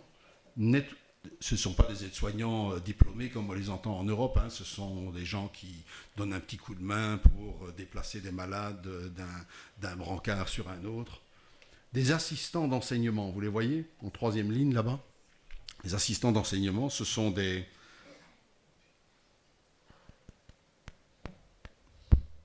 assistants d'enseignement formés en 48 heures. Dieu seul sait ce que ça veut dire. Moi, j'imagine ceux qui, à l'entrée des écoles, vérifient si les élèves n'entrent pas avec le matériel pour s'exercer, pour devenir agent de sécurité. Tiens, les manœuvres, ça c'est intéressant. Jadis, il y a longtemps, quand nos parents ou nos grands-parents parlaient d'emplois non qualifiés, c'est de ça qu'ils parlaient. Des ouvriers non qualifiés dans l'industrie. Ou alors les ouvriers de l'agriculture. Ils ne sont pas là. Les ouvriers de l'agriculture sont absents. Oui, il y a les travailleurs d'entreprises de jardinage qui sont là. Les intraduisibles food counters. Littéralement, les compteurs de nourriture. Vous savez ce que c'est? Ce sont les remplisseurs de distributeurs automatiques de Coca-Cola, pizza, sandwich emballé sous vide, réceptionniste, conducteur de camionnette. Avoir un permis de conduire, c'est aussi une compétence supposée partagée par tous à l'âge de 18 ans, contrairement au permis de conduire poids lourd. C'est pour ça qu'il y a une étoile ici, et là, accueil client, parce que ça, c'est 2 mois de formation pour être utilisable. Ce que j'ai voulu montrer, c'est que les nouveaux emplois dits non qualifiés sont en réalité des emplois qui font appel à toute une série de compétences nouvelles qui n'existaient pas dans le temps, en tout cas qu'on ne réclamait pas jadis pour les travailleurs non qualifiés. Et qu'en fait, ce qu'on met dans les statistiques comme étant des travailleurs non qualifiés, ce sont des travailleurs qui sont effectivement non qualifiés quand vous regardez leur salaire, quand vous regardez la précarité de leur contrat, mais ce ne sont pas du tout des travailleurs non qualifiés au sens où jadis on entendait ces travailleurs non qualifiés, ce sont des gens qui ont besoin d'avoir acquis toute une série de compétences dites de base. Et donc l'OCDE et la Commission européenne ont établi la liste de ces fameuses compétences de base. Communication dans la langue maternelle. Le bar est ouvert, voiture 7. Communication dans une langue étrangère. The bar is open in coach 7. Der bar ist geöffnet, Fahrzeug 7. The bar is open, Rijtuig 7. Culture mathématique, compétences de base en sciences et technologies. Derrière le bar, il y a 6 lecteurs de cartes bancaires différents. Il y a 7 appareils de chauffe, un four micro-ondes, un grill, un four mixte, je ne sais pas, d'autres encore. Culture numérique, il doit pouvoir encoder les chiffres de vente dans un tableau Excel ou quelque chose qui y ressemble sur un ordinateur. Apprendre à apprendre, si on lui met un 7e lecteur de carte bancaire, il ne faut pas qu'il demande une semaine de formation, mais il faut qu'il sache lui-même directement lire le mode d'emploi et s'en servir. Apprendre à apprendre. Compétences interpersonnelles, interculturelles, compétences sociales, civiques et sensibilité culturelle. Ça, c'est parce que le bar du TGV se trouve entre les premières et les deuxièmes classes et qu'il faut donc pouvoir faire la conversation aux uns et aux autres. Et enfin, de l'esprit d'entreprise. Vous savez que ceux qui vendent les sandwichs dans les bars du TGV, ils ont une partie de leur salaire fixe et une partie qui est proportionnelle au chiffre de vente. Et c'est la raison pour laquelle toutes les 10 minutes, ils nous rappellent que le bar est ouvert en voiture 7. Donc, flexibilité, plus emploi non qualifié, polarisation du marché du travail, signifie compétences, mais aussi compétences de base. C'est les deux. L'orientation sur les compétences est une chose, ça veut dire l'important n'est pas le savoir, mais la capacité d'utiliser le savoir. Et les compétences de base, ça veut dire il faut surtout que l'école, avant 15 ans, se concentre sur les 8 compétences de base qu'on vient de voir juste avant. Et dont l'OCDE dit cet ensemble de compétences, oui, c'est encore un coup des Anglais ça, skills, peut-être que la traductrice pourra nous aider. La différence entre skills et competencies en français est assez subtile. Disons que skills, c'est plutôt les compétences au sens où on l'entendait jadis, alors que competencies, c'est compétences au sens moderne de l'acception du terme, c'est-à-dire cette capacité de mobiliser des savoirs. Cet ensemble de compétences devient le cœur de le noyau de ceux dont doivent s'occuper les enseignants et les écoles. Et pour le dire avec les mots du service européen Euridis, qui est un service d'études sur l'éducation qui dépend de la Commission européenne, les connaissances évoluent à un rythme tel que les écoles sont contraintes de se borner à doter les élèves des bases qui leur permettront de développer par eux-mêmes leurs connaissances dans les domaines qui les intéressent. Il est en effet impossible de tout leur enseigner dans un monde où la somme de connaissances et d'informations augmente de manière exponentielle. C'est une tarte à la... C'est celui-là qui ne marche plus maintenant. Ah, je dois appuyer. Bon. C'est une tarte à la crème du discours éducatif moderne qui consiste à dire, puisque les connaissances explosent de manière exponentielle, puisqu'il y a de plus en plus de connaissances, il faut en enseigner de moins en moins. Moi, c'est une logique que j'ai du mal à suivre, mais c'est une logique qu'on entend beaucoup. Il y a de plus en plus de connaissances, donc il faut en enseigner de moins en moins. Bon, admettons, l'essentiel, il est au-dessus. L'école doit se concentrer sur ces bases qui permettront à chacun, plus tard, de développer ses connaissances dans le domaine qui les intéresse. J'espère que vous aurez compris que le domaine qui les intéresse, ce n'est pas les domaines qui les intéressent, c'est les domaines qui intéresseront leur futur employeur. C'est de ça qu'il s'agit. Ça signifie aussi que le rapport à la formation et à l'emploi change complètement. Jadis, vous aviez une qualification, et cette qualification vous assurait l'accès à un certain type d'emploi. Et vous assurez aussi certaines garanties sur le plan salarial, sur le plan de la protection sociale, qui étaient négociées collectivement entre les syndicats et entre les organisations des travailleurs et les organisations patronales. Maintenant, on a une espèce d'individualisation du rapport entre le travailleur, la formation et l'emploi. Individualisation dans laquelle chaque individu est seul responsable du paquet de compétences qu'il arrive à se constituer, et seul responsable de faire en sorte que ce paquet de compétences réponde bien aux besoins du marché du travail. Il faut préparer les citoyens européens à être des apprenants motivés et autonomes, dit le Conseil européen, à même d'interpréter les exigences d'un marché du travail précaire dans lequel les emplois ne durent plus toute une vie. Ils doivent prendre en main leur formation afin de maintenir leurs compétences à jour et de préserver leurs valeurs sur le marché du travail. C'est donc, comme je l'ai dit, une individualisation du rapport à l'éducation, du rapport à la formation, qui est une des formes de dérégulation. On en a d'autres. Dernier point, avant de conclure. Messieurs Anouchek et Wössmann, qu'on a déjà rencontrés, deux économistes, se demandent comment est-ce qu'on va faire ça? Comment est-ce qu'on va faire évoluer le système éducatif dans cette direction, orientation sur les compétences, croissance des inégalités, individualisation du rapport à la formation? Et ils répondent trois choses. Un système de responsabilisation qui va mesurer les performances des élèves. Donc vous voyez poindre là-bas cette importance nouvelle de l'évaluation constante des élèves.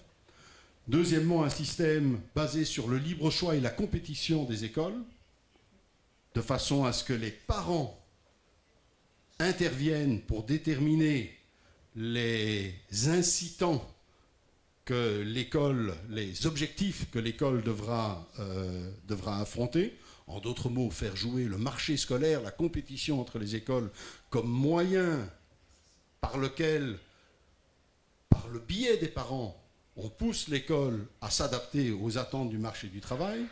Et troisièmement, l'autonomie locale qui permet aux écoles de faire les choix appropriés. En d'autres mots, il ne faut pas seulement qu'il y ait une pression émanant des marchés du travail via les parents, il faut aussi que les écoles aient l'autonomie nécessaire pour pouvoir répondre positivement à ces pressions et adapter leur programme, leur fonctionnement aux évolutions économiques et sociales. En résumé, des politiques qui introduisent la compétition, le libre choix, les forces du marché dans le système scolaire, montrent qu'elles possèdent un fort potentiel pour faire évoluer les systèmes scolaires vers un niveau d'efficience plus élevé. Et au passage, il y a encore une raison pour laquelle on est favorable à plus de compétition entre écoles, plus de compétition entre enseignants, c'est que ça permet, et ça c'est la commission Reifers qui en 1995 l'avait déjà souligné, 1996, ça permet de briser les résistances. La résistance naturelle de l'enseignement public traditionnel, ça c'est vous, hein, l'enseignement public traditionnel, devra être dépassée par l'utilisation de méthodes combinant l'encouragement, l'affirmation d'objectifs, l'orientation vers l'utilisateur et surtout la concurrence, notamment celle du secteur privé.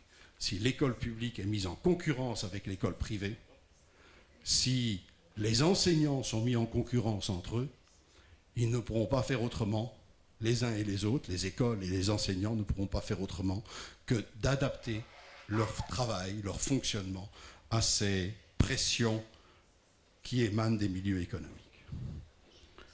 C'est ce que j'appelle le processus de compétition et évaluation qui est au centre aujourd'hui des évolutions du système éducatif. Voilà. Je termine là. Je vous passe les graphiques. J'avais dit qu'on parlerait encore un peu de la Finlande et la Suède, mais on n'a pas le temps. Et je termine sur cette... je termine presque sur cette image qui, pour moi, résume tout ça. C'est une photo que j'ai prise récemment dans le métro parisien. La dame se demandait pourquoi je prenais cette photo, mais ce n'est pas elle que je photographiais. Je voulais prendre ces deux publicités. À droite, une publicité pour une école privée qui vous promet en moins d'un an un diplôme, un métier, un emploi. Et à gauche, une publicité pour un service de repassage à domicile.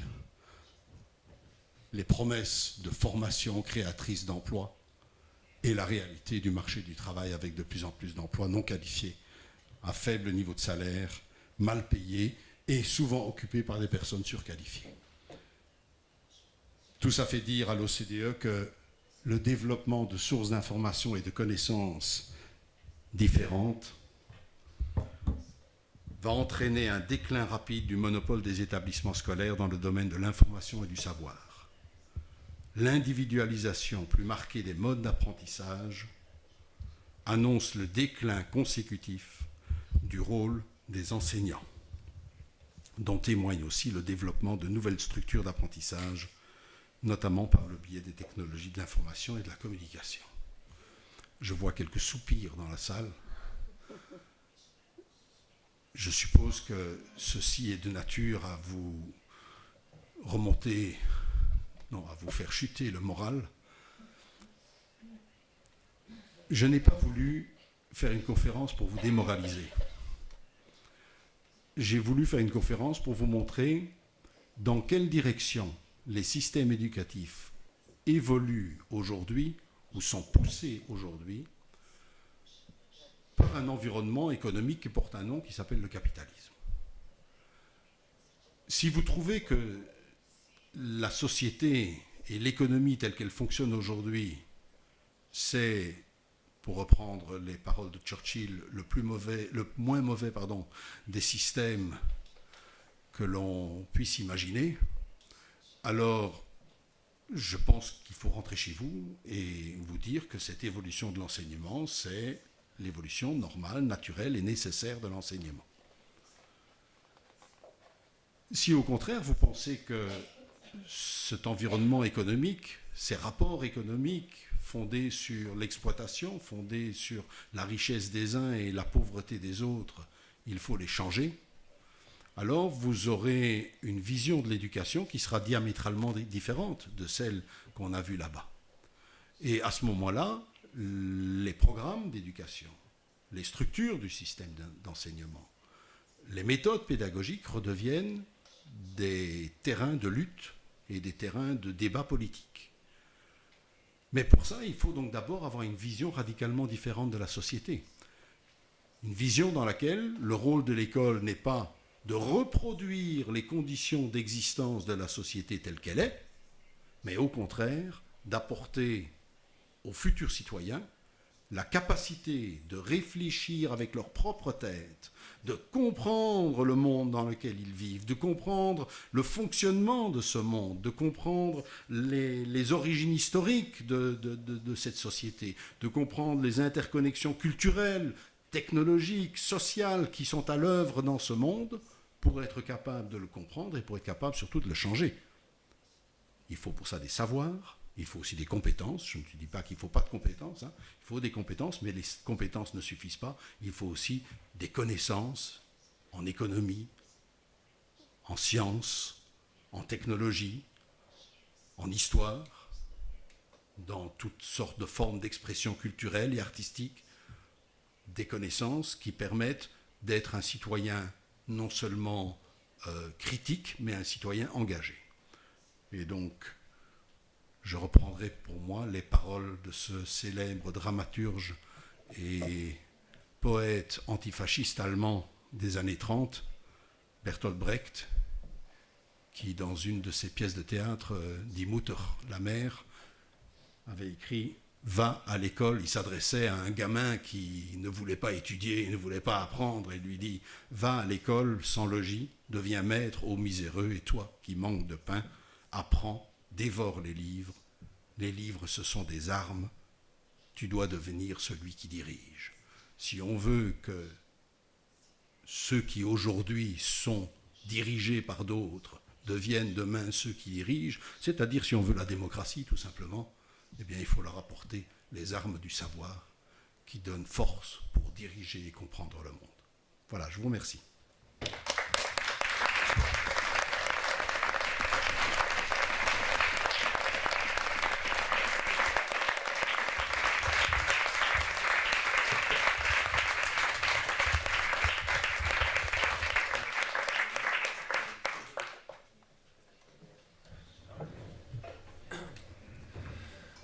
Ben, moitas grazas a Nico pola súa intervención.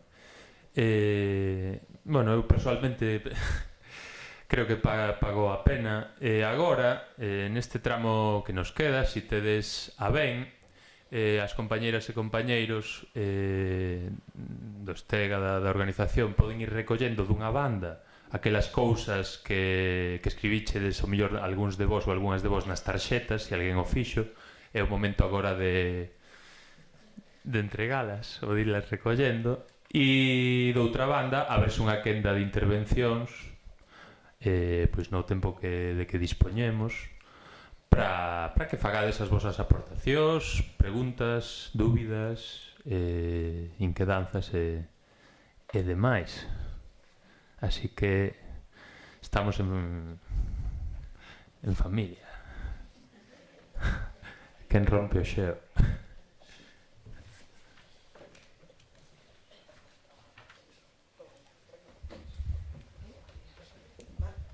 Hola. Hola. Boa tarde. Mira, eu quería comentarche unha cousa. Vouche, se me permites, ler algo que ven nun periódico de tirada nacional deste país, donde di que un libro de economía de secundaria anima aos alumnos a contratar un plan de pensións canto antes. asegura que as mulleres deben planificar mellor a súa cotización porque contribuyen menos ao pasar máis tempo cuidando dos fillos e dos familiares. Quería que me contases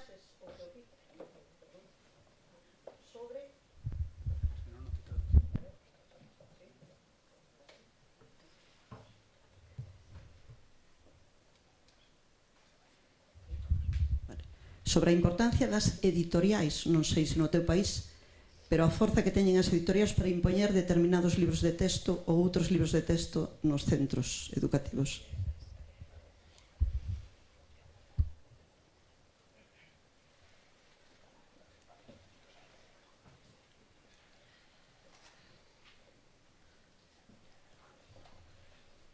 La réponse est oui.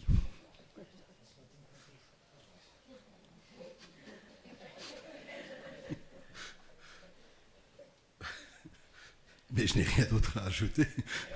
Non, mais je trouve l'exemple que vous avez donné tout à fait clair, tout à fait éclairant. C'est un des secteurs... D'ailleurs, ce n'est pas par hasard si beaucoup de maisons d'édition... Je parle pour ce que je connais, le monde francophone, mais beaucoup de maisons d'édition du monde francophone se sont recyclées en concepteurs et éditeurs de logiciels éducatifs.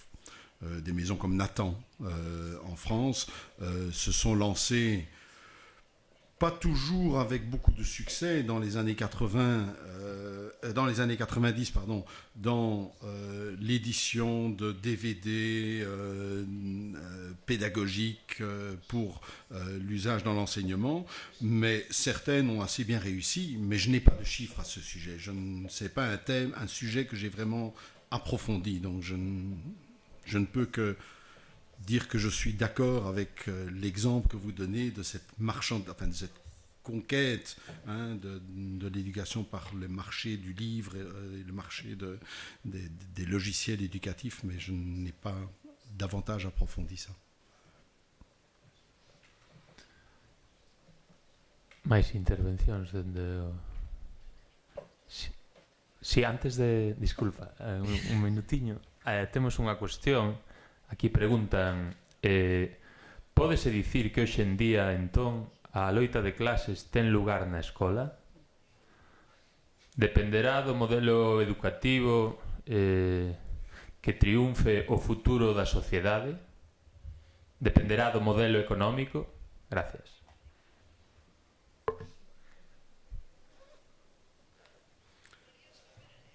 Sí. L'école a toujours été un... Sorry, Nico. Excuse-moi. Vou volver lelo. Pódese dicir que hoxe en día, entón, a loita de clases ten lugar na escola? Dependerá do modelo educativo que triunfe o futuro da sociedade? Dependerá do modelo económico? Gracias.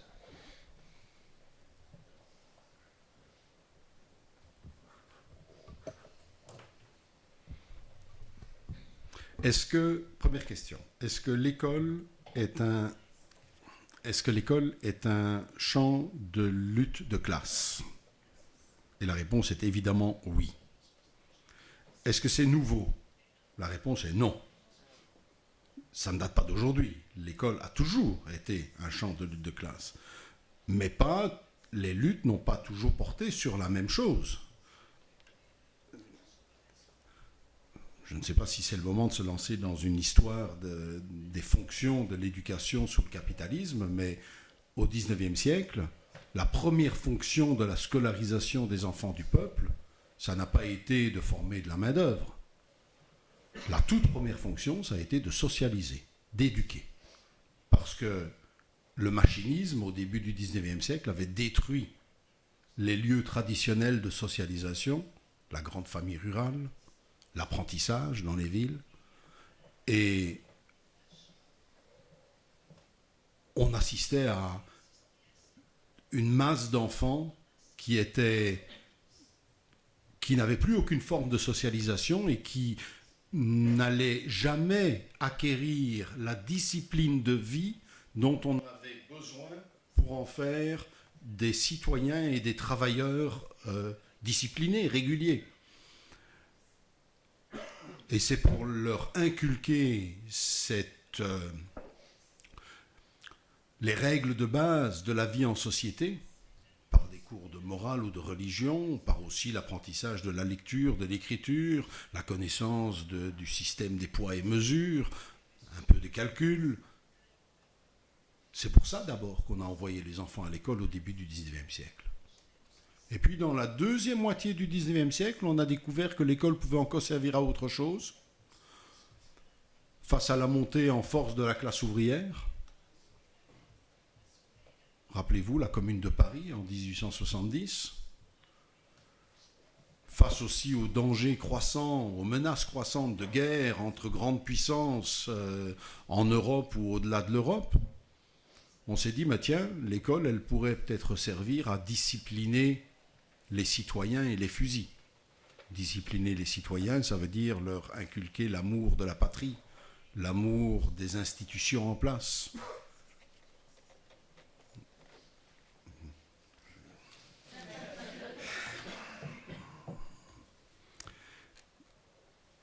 Je ne sais pas si le nom de Jules Ferry vous dit quelque chose. Si vous rencontrez un Français, il va vous dire, Jules Ferry, c'est le fondateur de l'école républicaine en France. Mais le fondateur de l'école républicaine en France, il a écrit un jour, c'était en 1880, « Nous attribuons à l'État le seul rôle qu'il puisse avoir en matière d'enseignement et d'éducation. Il s'en occupe pour maintenir une certaine morale d'État, certaines doctrines d'État qui importent à sa conservation. » En d'autres mots, Jules Ferry, il avait une vision très claire de l'école comme appareil idéologique d'État. Appareil idéologique d'État pour inculquer l'amour de la patrie aux futurs soldats, inculquer l'amour des institutions en place aux ouvriers qui auraient été tentés par les mouvements communistes, socialistes, anarchistes ou autres. Je dis ça pour dire que l'école, les contenus de l'enseignement, les structures de l'enseignement ont toujours été un sujet de lutte de classe. Parce qu'il ne viendrait à l'esprit de personne de dire que, puisque Jules Ferry dit ça, il valait mieux que les enfants restent dans l'ignorance. C'est pas ça qu'on dit. Et jamais personne n'a dit ça. Et c'est précisément parce qu'on ne dit pas ça que l'enseignement est un terrain de lutte de classe. C'est parce qu'il y a des contradictions.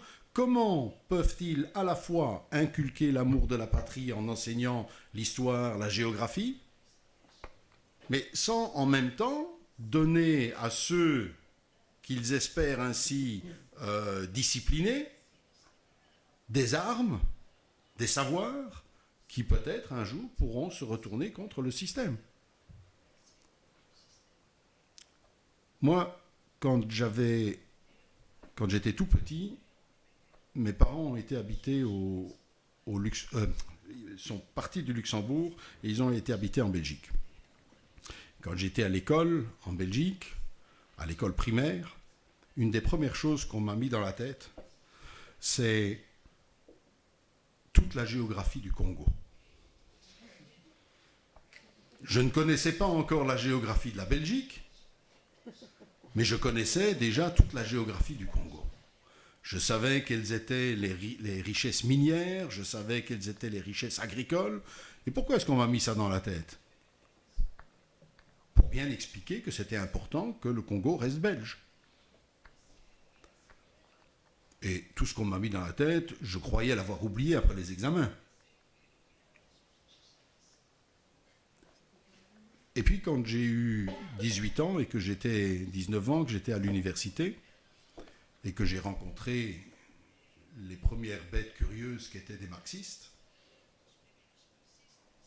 Non, j'ai dit les premières bêtes curieuses qui étaient des marxistes. Je surveille la traduction. Hein. Tu as traduit les bêtes curieuses?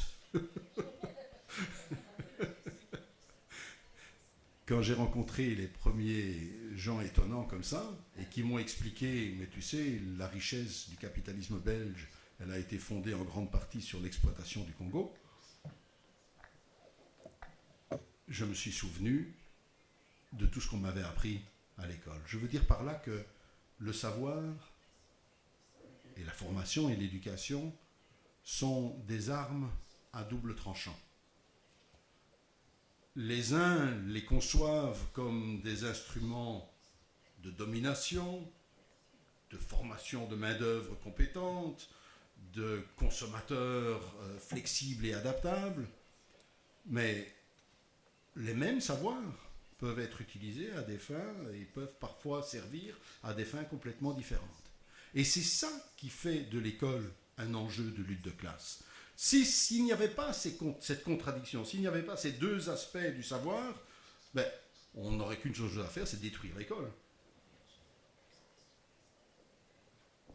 Mais l'école, elle peut servir aussi à des fins progressistes, à des fins de changement de société, et c'est ça qui en fait, mais ce n'est pas automatique, c'est ça qui en fait un enjeu de lutte de classe. Et alors il y avait une sous-question, parce que je n'ai pas répondu à tout, il y avait une sous-question qui était, est-ce qu'alors ça dépend de l'école que la société change un jour ? À moins que ce ne soit le contraire. Peut-être que ça dépend de la société que l'école change un jour. Est-ce qu'il faut changer l'école pour changer la société ? Ou est-ce qu'il faut changer la société pour pouvoir changer l'école ? Est-ce qu'une école démocratique est une arme pour changer la société ? Oui.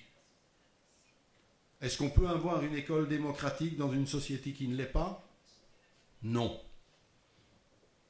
Alors on fait quoi ? On s'assied ? On va dormir ? C'est pas très dialectique comme façon de penser. Ce qui change la société, ce n'est pas le fait qu'un jour, 1 million de personnes se lèvent et disent on va changer la société.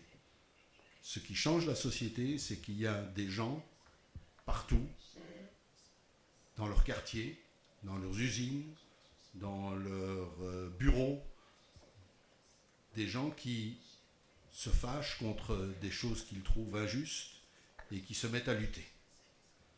Et toutes ces luttes seront un peu plus efficaces si les gens sont un peu mieux formés, un peu plus instruits, un peu plus capables de comprendre ce qui se passe. Et si ces luttes sont un peu plus efficaces, la probabilité qu'elles se transforment un jour en lutte plus globale pour changer globalement les choses, cette probabilité est plus grande. Vous allez me dire, oui, mais c'est une question de chance. Alors, bah oui, c'est une question de chance. Moi, je crois profondément que c'est une question de chance. Je crois que les travailleurs n'engagent jamais un combat en étant sûrs de le gagner. Jamais. Et si on ne devait engager que des combats qu'on est sûr de gagner, on ne se battrait jamais. Mais c'est à force d'engager des combats dont on sait qu'on a une grande probabilité de les perdre, qu'un jour on a des combats victorieux. C'est comme ça.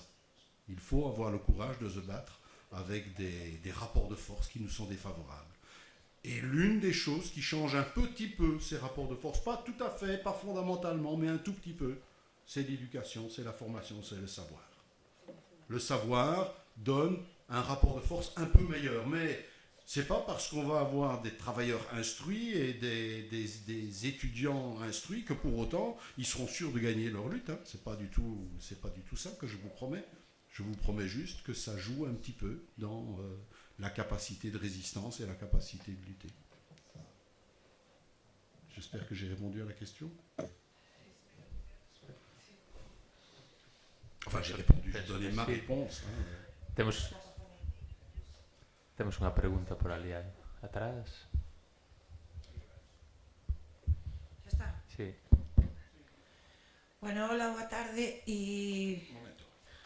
O que quero dicir eu non é unha pregunta, é unha reflexión, pero antes de nada dicirche, darche a noraboa pola conferencia, darlle a noraboa á traductora, que me parece que é excelente, e despois de estar toda a mañá traballando, que son profe, claro, e vir pois 2 horas conducindo, aguantar aquí tamén 2 horas, a verdade, telo que facer moi ben, non? Entón a reflexión miña era que cando empecé a estudiar, xa son moi bella, pois era moi políticamente incorrecto que o profesor falara de política, valga a redundancia. E mesmo cando empecé a dar clases tamén, é dicir, o profesor non podía, non, como manipular aos alumnos en ese sentido. Bueno, estas alturas, que xa levo tamén moito tempo, teño moi claro o que lle teño que dicir, non?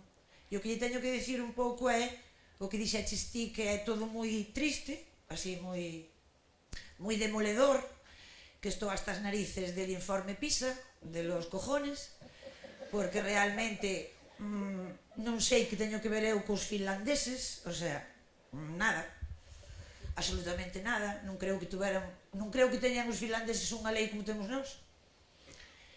E que decirlle aos alumnos que sexan eso, críticos, e que se enteren do que lle rodea, non? De como nos engañan, por todos os lados.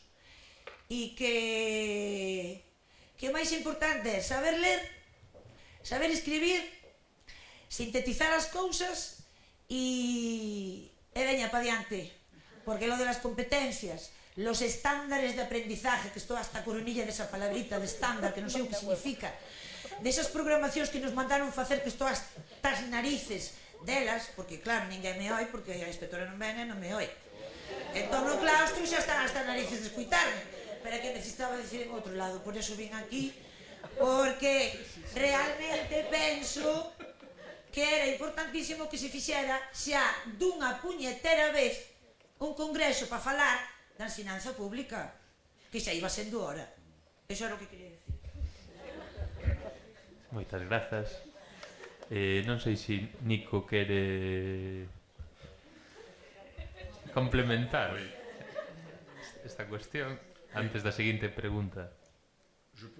Hai máis preguntas, teno en conta, pero podes, por suposto. Oui, je voudrais réagir à deux, trois points. Et puis, c'est aussi toujours l'occasion, quand on est orateur, on profite des questions pour parler de choses qu'on a oublié de dire ou qu'on aimerait bien dire. D'abord, les Finlandais.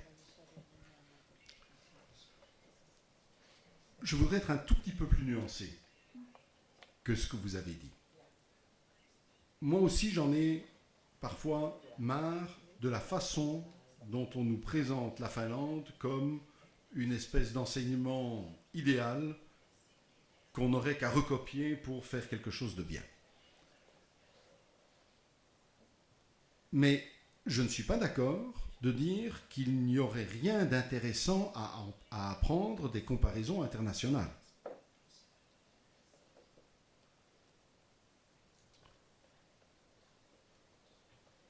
L'une des caractéristiques de l'enseignement, quand on nous parle de l'enseignement finlandais, en général, on nous parle du fait que les directeurs sont libres d'embaucher les profs comme ils veulent.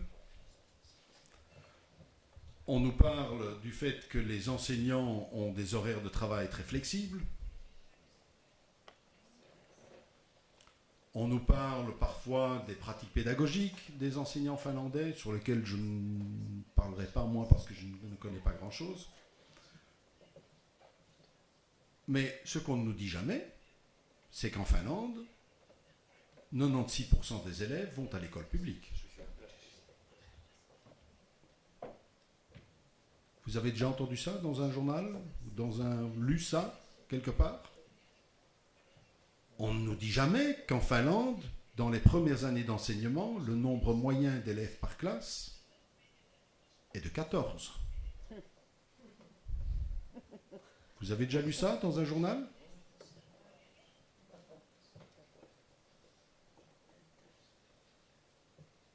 On ne nous dit jamais que en Finlande, la très grande majorité des enfants vont à l'école qui leur est... Pardon, j'ai dit vont, j'aurais dû dire allaient, à l'école qui leur est désignée, proposée par les pouvoirs publics. En d'autres mots, qu'en Finlande, il n'y a pratiquement pas de concurrence, de compétition, de marché scolaire. Contrairement à la Belgique ou à l'Espagne. Vous avez un marché scolaire très compétitif avec l'enseignement privé, l'enseignement public, les parents qui cherchent à avoir la bonne école. Ça n'existait pas en Finlande. Ça n'existait pas. Mais ça existe maintenant. En Suède, on a introduit du marché scolaire à partir des années 95. En Finlande, à partir de 2000.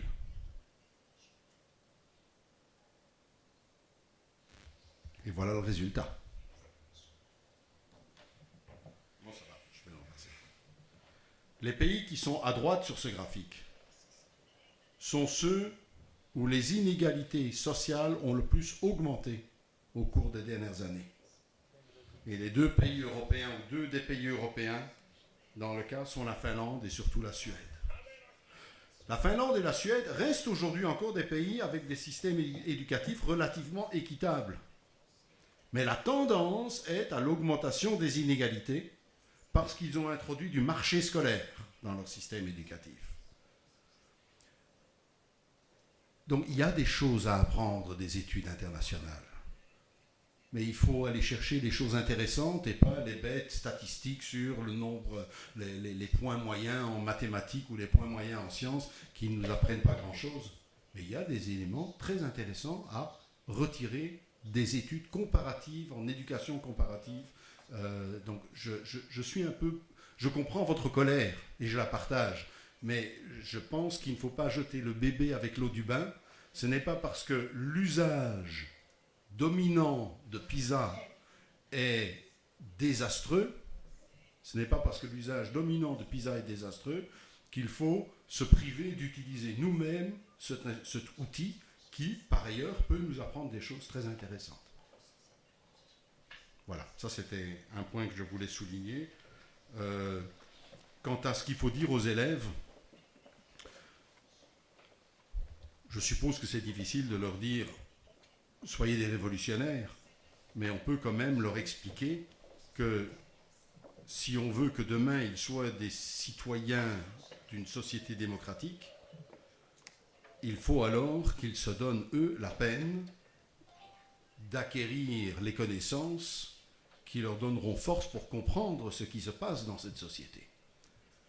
Moi, je dis à mes élèves, quand ils me demandent « Monsieur, l'histoire, on n'a pas envie d'être... » Moi, j'avais des élèves qui étaient dans l'option sciences. Ils me disaient oh, les cours d'histoire, on n'aime pas. Il faut dire, leur prof de sciences, c'était vraiment... ils n'aimaient pas les cours de sciences. Et je leur disais, mais demain, vous allez devoir prendre des décisions dans le monde, vous allez voter.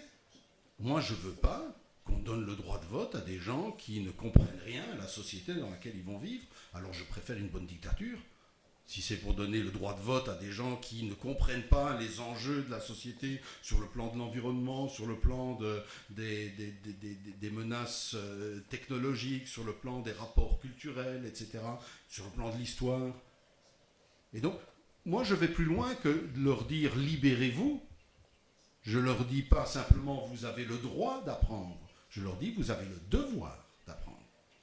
C'est un devoir, si vous voulez vivre dans une société démocratique, de vous instruire et d'être capable de comprendre le monde. Sinon, vous ne méritez pas la société démocratique.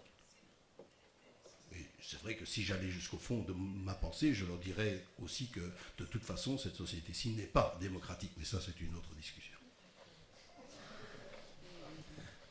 Ben, por motivos de tempo, imos facer, se vos parece, do seguinte xeito. Non, está ben.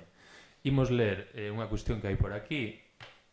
Vou ler unha pregunta, Nico, aquí, e a continuación, antes de que a respondas, van a ter lugar outras dúas preguntas e tal vez podes sintetizar unha resposta desas tres xuntas sí. e habería unha máis a maiores que tentaremos darlle resposta. Ten en conta tres e unha, digo para a resposta.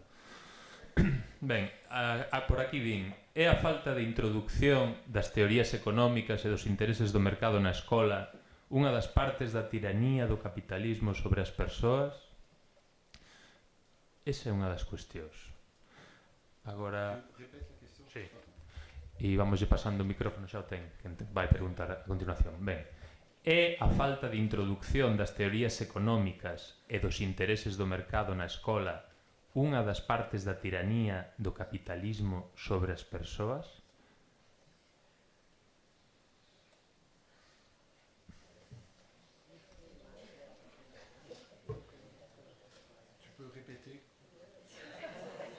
Sí, sí, e non te escoitaba a ti. é a falta de introducción das teorías económicas e dos intereses do mercado na escola unha das partes da tiranía do capitalismo sobre as persoas? Esta é unha cuestión. Seguinte pregunta. Non, c'est pas une question, c'est une affirmation. Unha afirmación. Pregunta retórica. Vale, veña, a ver, a pregunta sería práctica.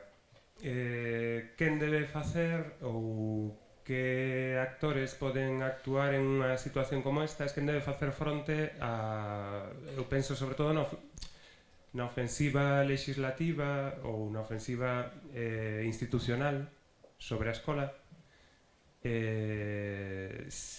porque se fala moito da responsabilidade das profesoras e profesores, pero como persoas individuais na súa aula, na súa relación co alumnado. E eu me pregunto, bueno, pues en canto sindicatos, en canto movimentos de renovación pedagóxica, quizáis no doble xogo pedagóxico-político, quen ten o papel ou que experiencias pode haber, igual en Bélxica, de actuación organizada. E logo, unha cousa concreta dentro das posibles actuacións que a min personalmente interésame, quizáis mañán podamos falar, que sería a capacidade do profesorado para desobedecer a lei, con que amparo podemos contar, ata onde podemos desobedecer e que de interesante pode haber na desobediencia a certas cousas. E completaríamos o cuadro para isto con unha terceira cuestión. A ver, a min gustaríame que explicases o que onte despois duns viños nos dibuxache nun mantel do restaurante, que esa... como se foi colando o discurso das competencias en certa progresía pedagóxica tamén.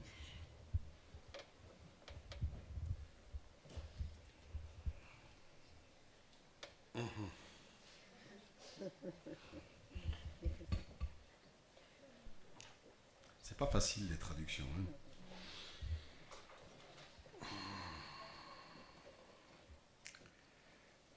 Je pense que, si j'ai bien compris la première question, ou la première remarque, c'est qui avait dit cette...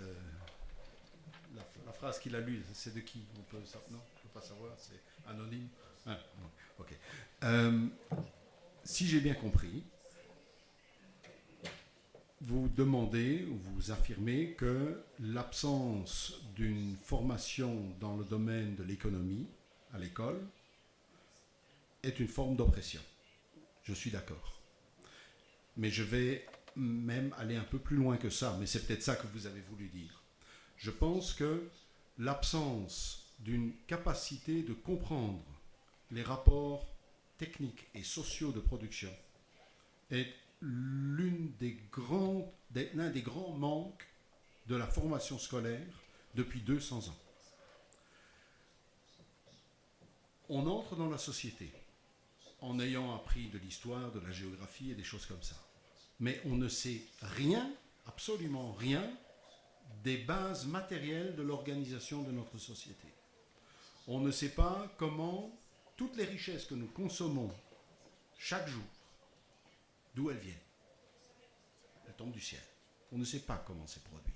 On ne sait pas ce que c'est une entreprise. On ne sait pas ce que c'est une usine. On ne sait pas ce que c'est une administration publique, un service public, un hôpital. Tous les lieux où les gens travaillent sont complètement ignorés de l'école. Le travail lui-même, l'acte de produire des richesses, des biens, des services, est quelque chose qui est absent de l'école, sauf pour ceux qui sont dans une formation à caractère économique, parce qu'ils ont l'option des cours d'économie, ou ceux qui sont dans une formation professionnelle, mais ceux-là, on leur donne juste une vision étroite sur un petit champ de la production, celui dans lequel ils vont devoir se spécialiser. Ce qui manque, c'est une vision large, polytechnique, sur l'ensemble des rapports techniques et sociaux de production. Quand on sort de l'école, on ouvre la radio et on entend parler des marchés financiers qui ont accueilli positivement l'élection de Donald Trump aux États-Unis. Les marchés financiers ont accueilli positivement. Qui sait ce que c'est les marchés financiers? C'est qui les marchés financiers? Ils sont où? Ils ont été nommés par qui, les marchés financiers? On ne sait rien de ça quand on sort de l'école. On ne comprend pas comment fonctionnent les bases matérielles de la société où on va vivre. Et selon moi, c'est intentionnel. C'est en tout cas intentionnel. Je ne veux pas rentrer dans un discours subjectif, mais c'est en tout cas une forme claire et nette d'oppression idéologique. C'est certain. Et donc, moi, je plaide pour un enseignement général pour tous, dans lequel on intègre une formation polytechnique, c'est-à-dire une ouverture aux technologies, à l'économie, aux rapports sociaux, etc. Je ne sais pas si ça répond à votre question, mais ça m'a permis, je suis content que votre question m'ait permis de dire ça. Voilà. Est-ce que je peux donner un exemple d'expérience d'action organisée? C'est déjà la question, hein? Moi, je pense que, je ne sais pas si je vais répondre à la question, mais je pense que l'action contre l'école telle que je vous l'ai présentée, cette action, elle est multiforme. Elle est dans ma classe, elle n'est plus là, ce qu'évoquait la personne qui a résisté pendant 2 heures, mais qui maintenant, apparemment, a arrêté de lutter.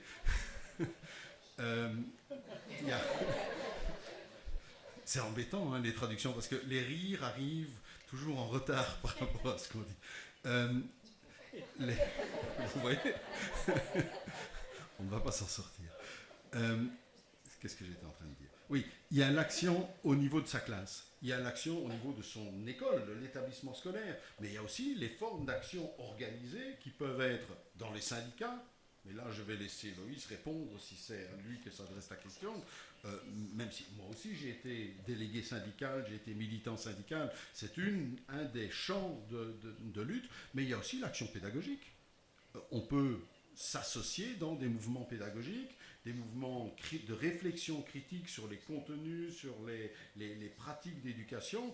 Et moi, j'aurais tendance à dire que si on en a la force et le temps, c'est à tous ces niveaux qu'il faut agir. Ce n'est pas l'un ou l'autre qu'il faut privilégier. Mais je ne suis pas certain d'avoir bien capté la question, donc je crains d'avoir répondu peut-être un peu à côté de ce que vous avez demandé. Alors, la question là-bas.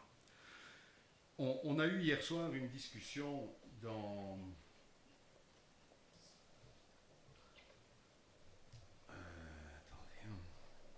On a eu une discussion...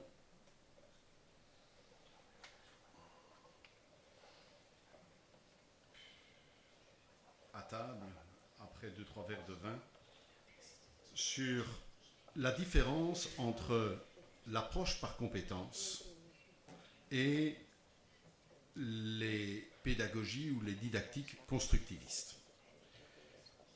Le micro portable. Merci. Les défenseurs de l'approche par compétences disent que la raison pour laquelle ils plaident pour une orientation sur les compétences, c'est pour redonner du sens au savoir scolaire. Redonner du sens au savoir scolaire, ça veut dire briser la rupture entre les savoirs et la pratique. Ils disent, et à juste titre, que dans l'enseignement traditionnel, souvent, le savoir apparaît comme quelque chose qui, d'une part, tombe du ciel, on ne sait pas très bien d'où ils viennent, ces savoirs, et quelque chose dont on ne sait pas trop à quoi il va servir, qui est coupé de la pratique. Moi, j'ai fait une carrière de professeur de mathématiques et de physique, mais je suis physicien de formation, et Dieu sait si je me suis souvent arraché les cheveux parce que mes élèves étaient capables, donc je donne les cours dans l'enseignement secondaire supérieur, le lycée, mes élèves étaient capables de calculer un truc barbare qui s'appelle une dérivée ou une intégrale, ça va pour la traduction, dérivée et intégrale? Mais quand ils avaient devant les yeux une situation en physique où la dérivée ou l'intégrale pouvait être utilisée pour résoudre un problème, ils étaient incapables d'identifier l'opportunité qu'ils avaient d'utiliser cet outil mathématique. Donc ils avaient appris un outil mathématique, à utiliser un outil mathématique pour faire des calculs abstraits, mais ils étaient incapables de transposer cet outil sur une situation concrète en physique. Et donc ce que je viens de dire là donne raison aux défenseurs de l'approche par compétences qui disent mais il faut que les savoirs soient liés à la pratique et que les élèves découvrent le sens du savoir en étant mis dans des situations où ils doivent mobiliser les connaissances pour résoudre des problèmes, des tâches, des projets pratiques. Ce qui ne va pas dans cette conception, c'est que, en soi, c'est pas faux, mais ce qui ne va pas, c'est que la relation entre savoir et pratique est une relation à sens unique. Et que la conception du sens, de ce qui fait sens dans le savoir, est une conception extrêmement pauvre, extrêmement, appauvrie. Je m'explique.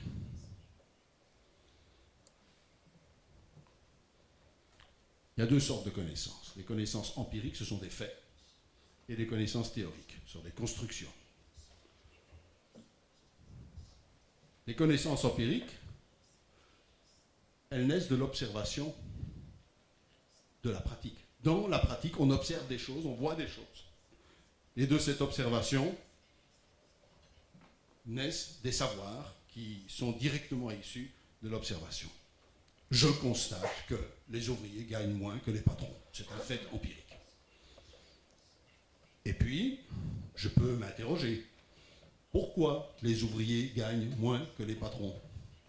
Et je peux construire, à partir de connaissances empiriques, construire des connaissances théoriques. Je constate que quand je lâche un objet, il tombe. Et je construis le savoir théorique qui dit que les objets lourds, leur place naturelle est en bas, et les objets légers, leur place naturelle est en haut. C'est Aristote qui disait ça. C'est un savoir théorique faux, mais c'est un savoir théorique. C'est une construction théorique à partir d'observations empiriques. Ces connaissances théoriques, pardon, je vais trop vite, non, je vais trop lentement, ces connaissances théoriques répondent à des questions qu'on se pose dans la pratique. Je me promène, je suis un homme préhistorique, et je me promène et je dois régulièrement traverser une rivière. Et je sais qu'à cet endroit-là, il y a un gué. Ça va? Traduire le mot gué? Il y a un gué où je peux traverser la rivière. Je sais où il est. C'est une connaissance empirique. Mais à force de me promener, je finis par me demander est-ce qu'il n'y aurait pas un moyen de prévoir où je vais pouvoir trouver un gué? Dans ma pratique de promeneur préhistorique, je me pose des questions. Et à force d'observer où il y a des gués, je construis une théorie disant que les gués se trouvent en général là où les rivières s'élargissent et accélèrent. Quand elles sont trop lentes, c'est profond. Quand elles sont trop étroites, c'est profond aussi. Mais quand elles sont rapides et larges, alors elles sont généralement peu profondes. Or, je peux voir que c'est rapide, je peux voir que c'est large, et donc je peux anticiper le fait que là, je trouverai probablement un passage. Je viens de construire un savoir théorique, c'est-à-dire un savoir qui a un pouvoir prédictif, général, au-delà de ce que j'ai observé directement. Je ne sais pas si vous voyez où je veux vous amener. Je suis en train de vous montrer, et on continue, quand j'ai une théorie, je peux la tester dans la pratique. Et parfois ça marche, et parfois ça ne marche pas. Je dois essayer d'améliorer ma théorie ou en construire une autre. Tout ça, toutes ces flèches, c'est ce qui donne du sens au savoir. L'approche par compétence, elle ne voit qu'un seul sens au savoir, c'est son utilité dans la pratique. Le constructivisme pédagogique ou didactique cherche le sens du savoir dans tous les processus qui construisent le savoir. Hier soir, je n'avais pas de diaporama à ma disposition et j'ai utilisé une image plus... On avait des bouteilles par contre.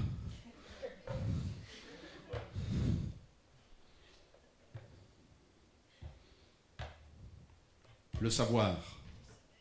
Dans l'approche par compétence, la relation entre savoir et pratique, c'est une flèche dans ce sens-là. Le savoir sert à résoudre des problèmes pratiques.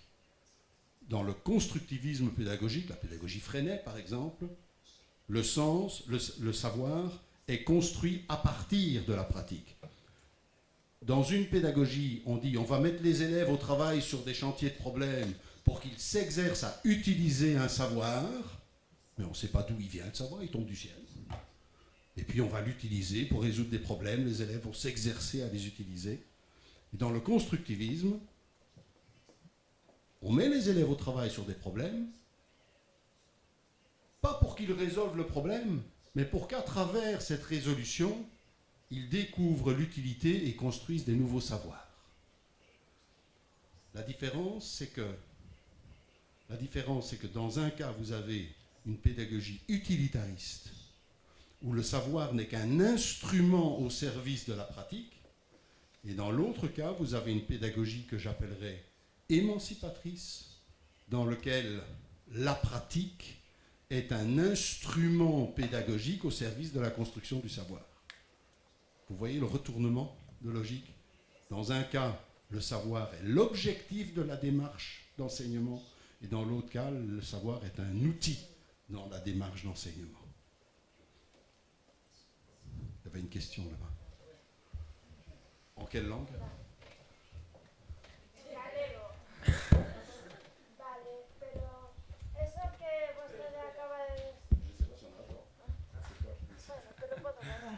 Mira, eso que vostede acaba de describir, a ver, eu vexo un paralelismo coa metacognición necesaria para a competencia aprender a aprender. Sabes que é a consciencia de saber que tú estás aprendendo e tamén a veces super relacionada con co que anteriormente citaba como o noso deber de aprender, como tanto señas educador como educando, a conciencia de que, bueno, que estás adquirindo novas formas de ver as cousas e, bueno, aprendendo. Que considero que tampouco, sabes, bueno, a ver, esta é a miña opinión, temos que taxar unha metodoloxía, como antes evidenciaba esta rapaza, como donde o movimento de renovación pedagóxica se considerou que a aprendizaxe por competencia era algo tamén emancipador. Como decía Asimov ala polos anos 80, non? Que a función do docente non é, bueno, transmisor de coñecemento, sino buscar a individualidade do educando para que el, tendo en conta o seu autocoñecemento e poida construirse fundamentado na súa identidade. Bueno, me estou liando, pero que vamos, que tampouco considero que seña as competencias malas ou mellor o constructivismo. Non, a ver, está claro que neste sistema relacional e estrutural no que estamos, os lobbies económicos teñen un interese primordial en todo, que se traslada hasta a escola, pero bueno, eso xa é outra cosa. Vale, pues hasta. Perdón, Nico, temos podíamos xuntar a outra pregunta aquí do compañeiro Diego e tal vez finalizar a túa intervención cunha resposta conxunta ás dúas preguntas. Adiante. Sí, bueno, eu vou intentar non repetirme porque moitas das cuestións que tiña pensadas xa saíron en anteriores intervencións. Entón, bueno, a min me quedou un sabor un tanto agridoce porque parece que o que salía na última diapositiva de Bertolt Brecht de que a escola pode ser unha transformadora da sociedade, eso que o entendeu perfectamente son os mercados económicos, que son os que intentaron transformar a sociedade, transformar a escola para transformar a sociedade nos seus intereses. Entón, o feito de que na charla aparecese un organismo como a OCDE como actor en varios momentos, a min me parece moi significativo. Tamén a OCDE é quen fai o informe PISA. Entón, claro, a min non me parece superficial. Entón, temos, por un lado, o que estiveches comentando, de que os mercados económicos, OCDE entre eles, intentan facer este ensino por competencias a forma que o entenden eles. Claro, eso hai nun nivel se produce o que ti nos mostraches, esa polarización dos postos de traballo en moi cualificados e en nada cualificados. Pero bueno, eu penso que tamén hai un segundo nivel que ten moito que ver coa privatización, sobre todo no ensino superior, que fai que perdure esa estratificación social, esa loita de clases do que falaban nun principio, porque curiosamente os traballos altamente cualificados sempre, ou polo xeral, están ocupados por unha clase alta e os traballos pouco cualificados van a parar a clase baixa. Entón, eu creo que esa lectura tamén se podería facer, porque non sei noutros países, pero, por exemplo, aquí en España, unha das funcións ou unha das características que ten o ensino privado é que se utiliza para facer contactos. O sea, non só por si é unha escola de un ensino de mellor ou peor calidade, sino porque tamén o compañeiro de pupitre vai ser o que nun futuro vai ser o presidente de tal compañía ou... Bueno, me gustaría facer esa reflexión tamén. Moi ben, gracias, Diego. Je ne vais pas répondre à ce que vous venez de dire parce que je suis tout à fait d'accord, donc ce n'est pas un point de désaccord. Voilà. Très très brièvement,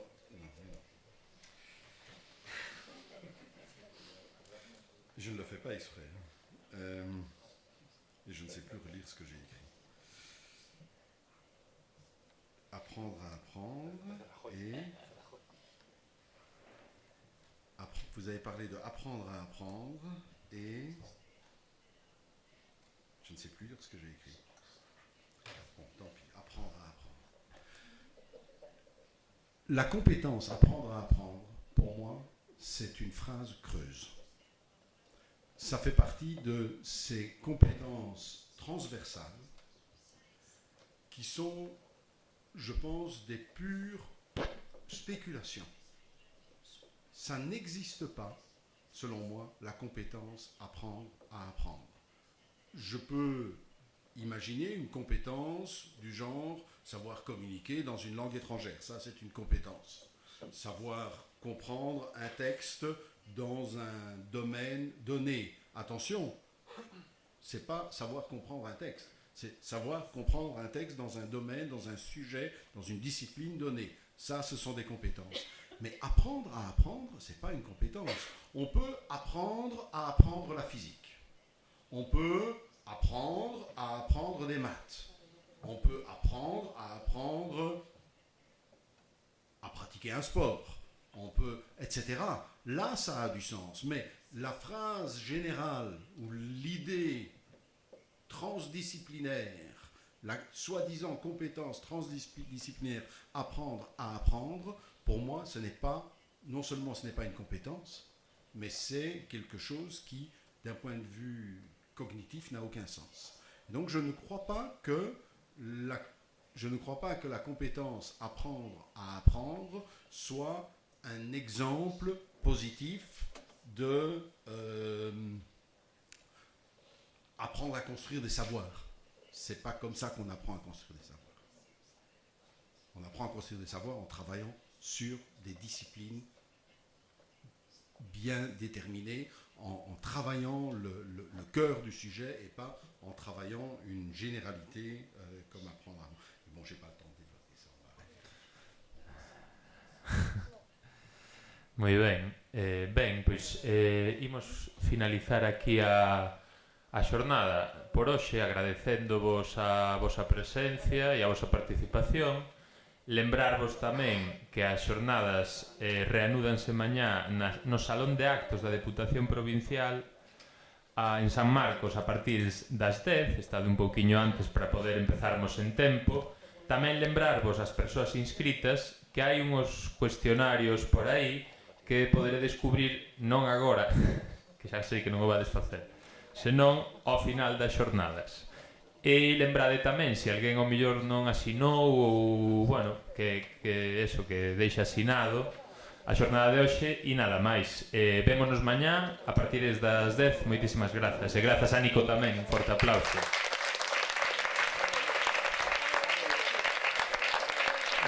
Et les applaudissements pour la traduction. Ah, perdón. E a Rita, que estaba temerosa de que non saíse ben. Vaya, a mí pareceume sublime. E moi ben, parabéns.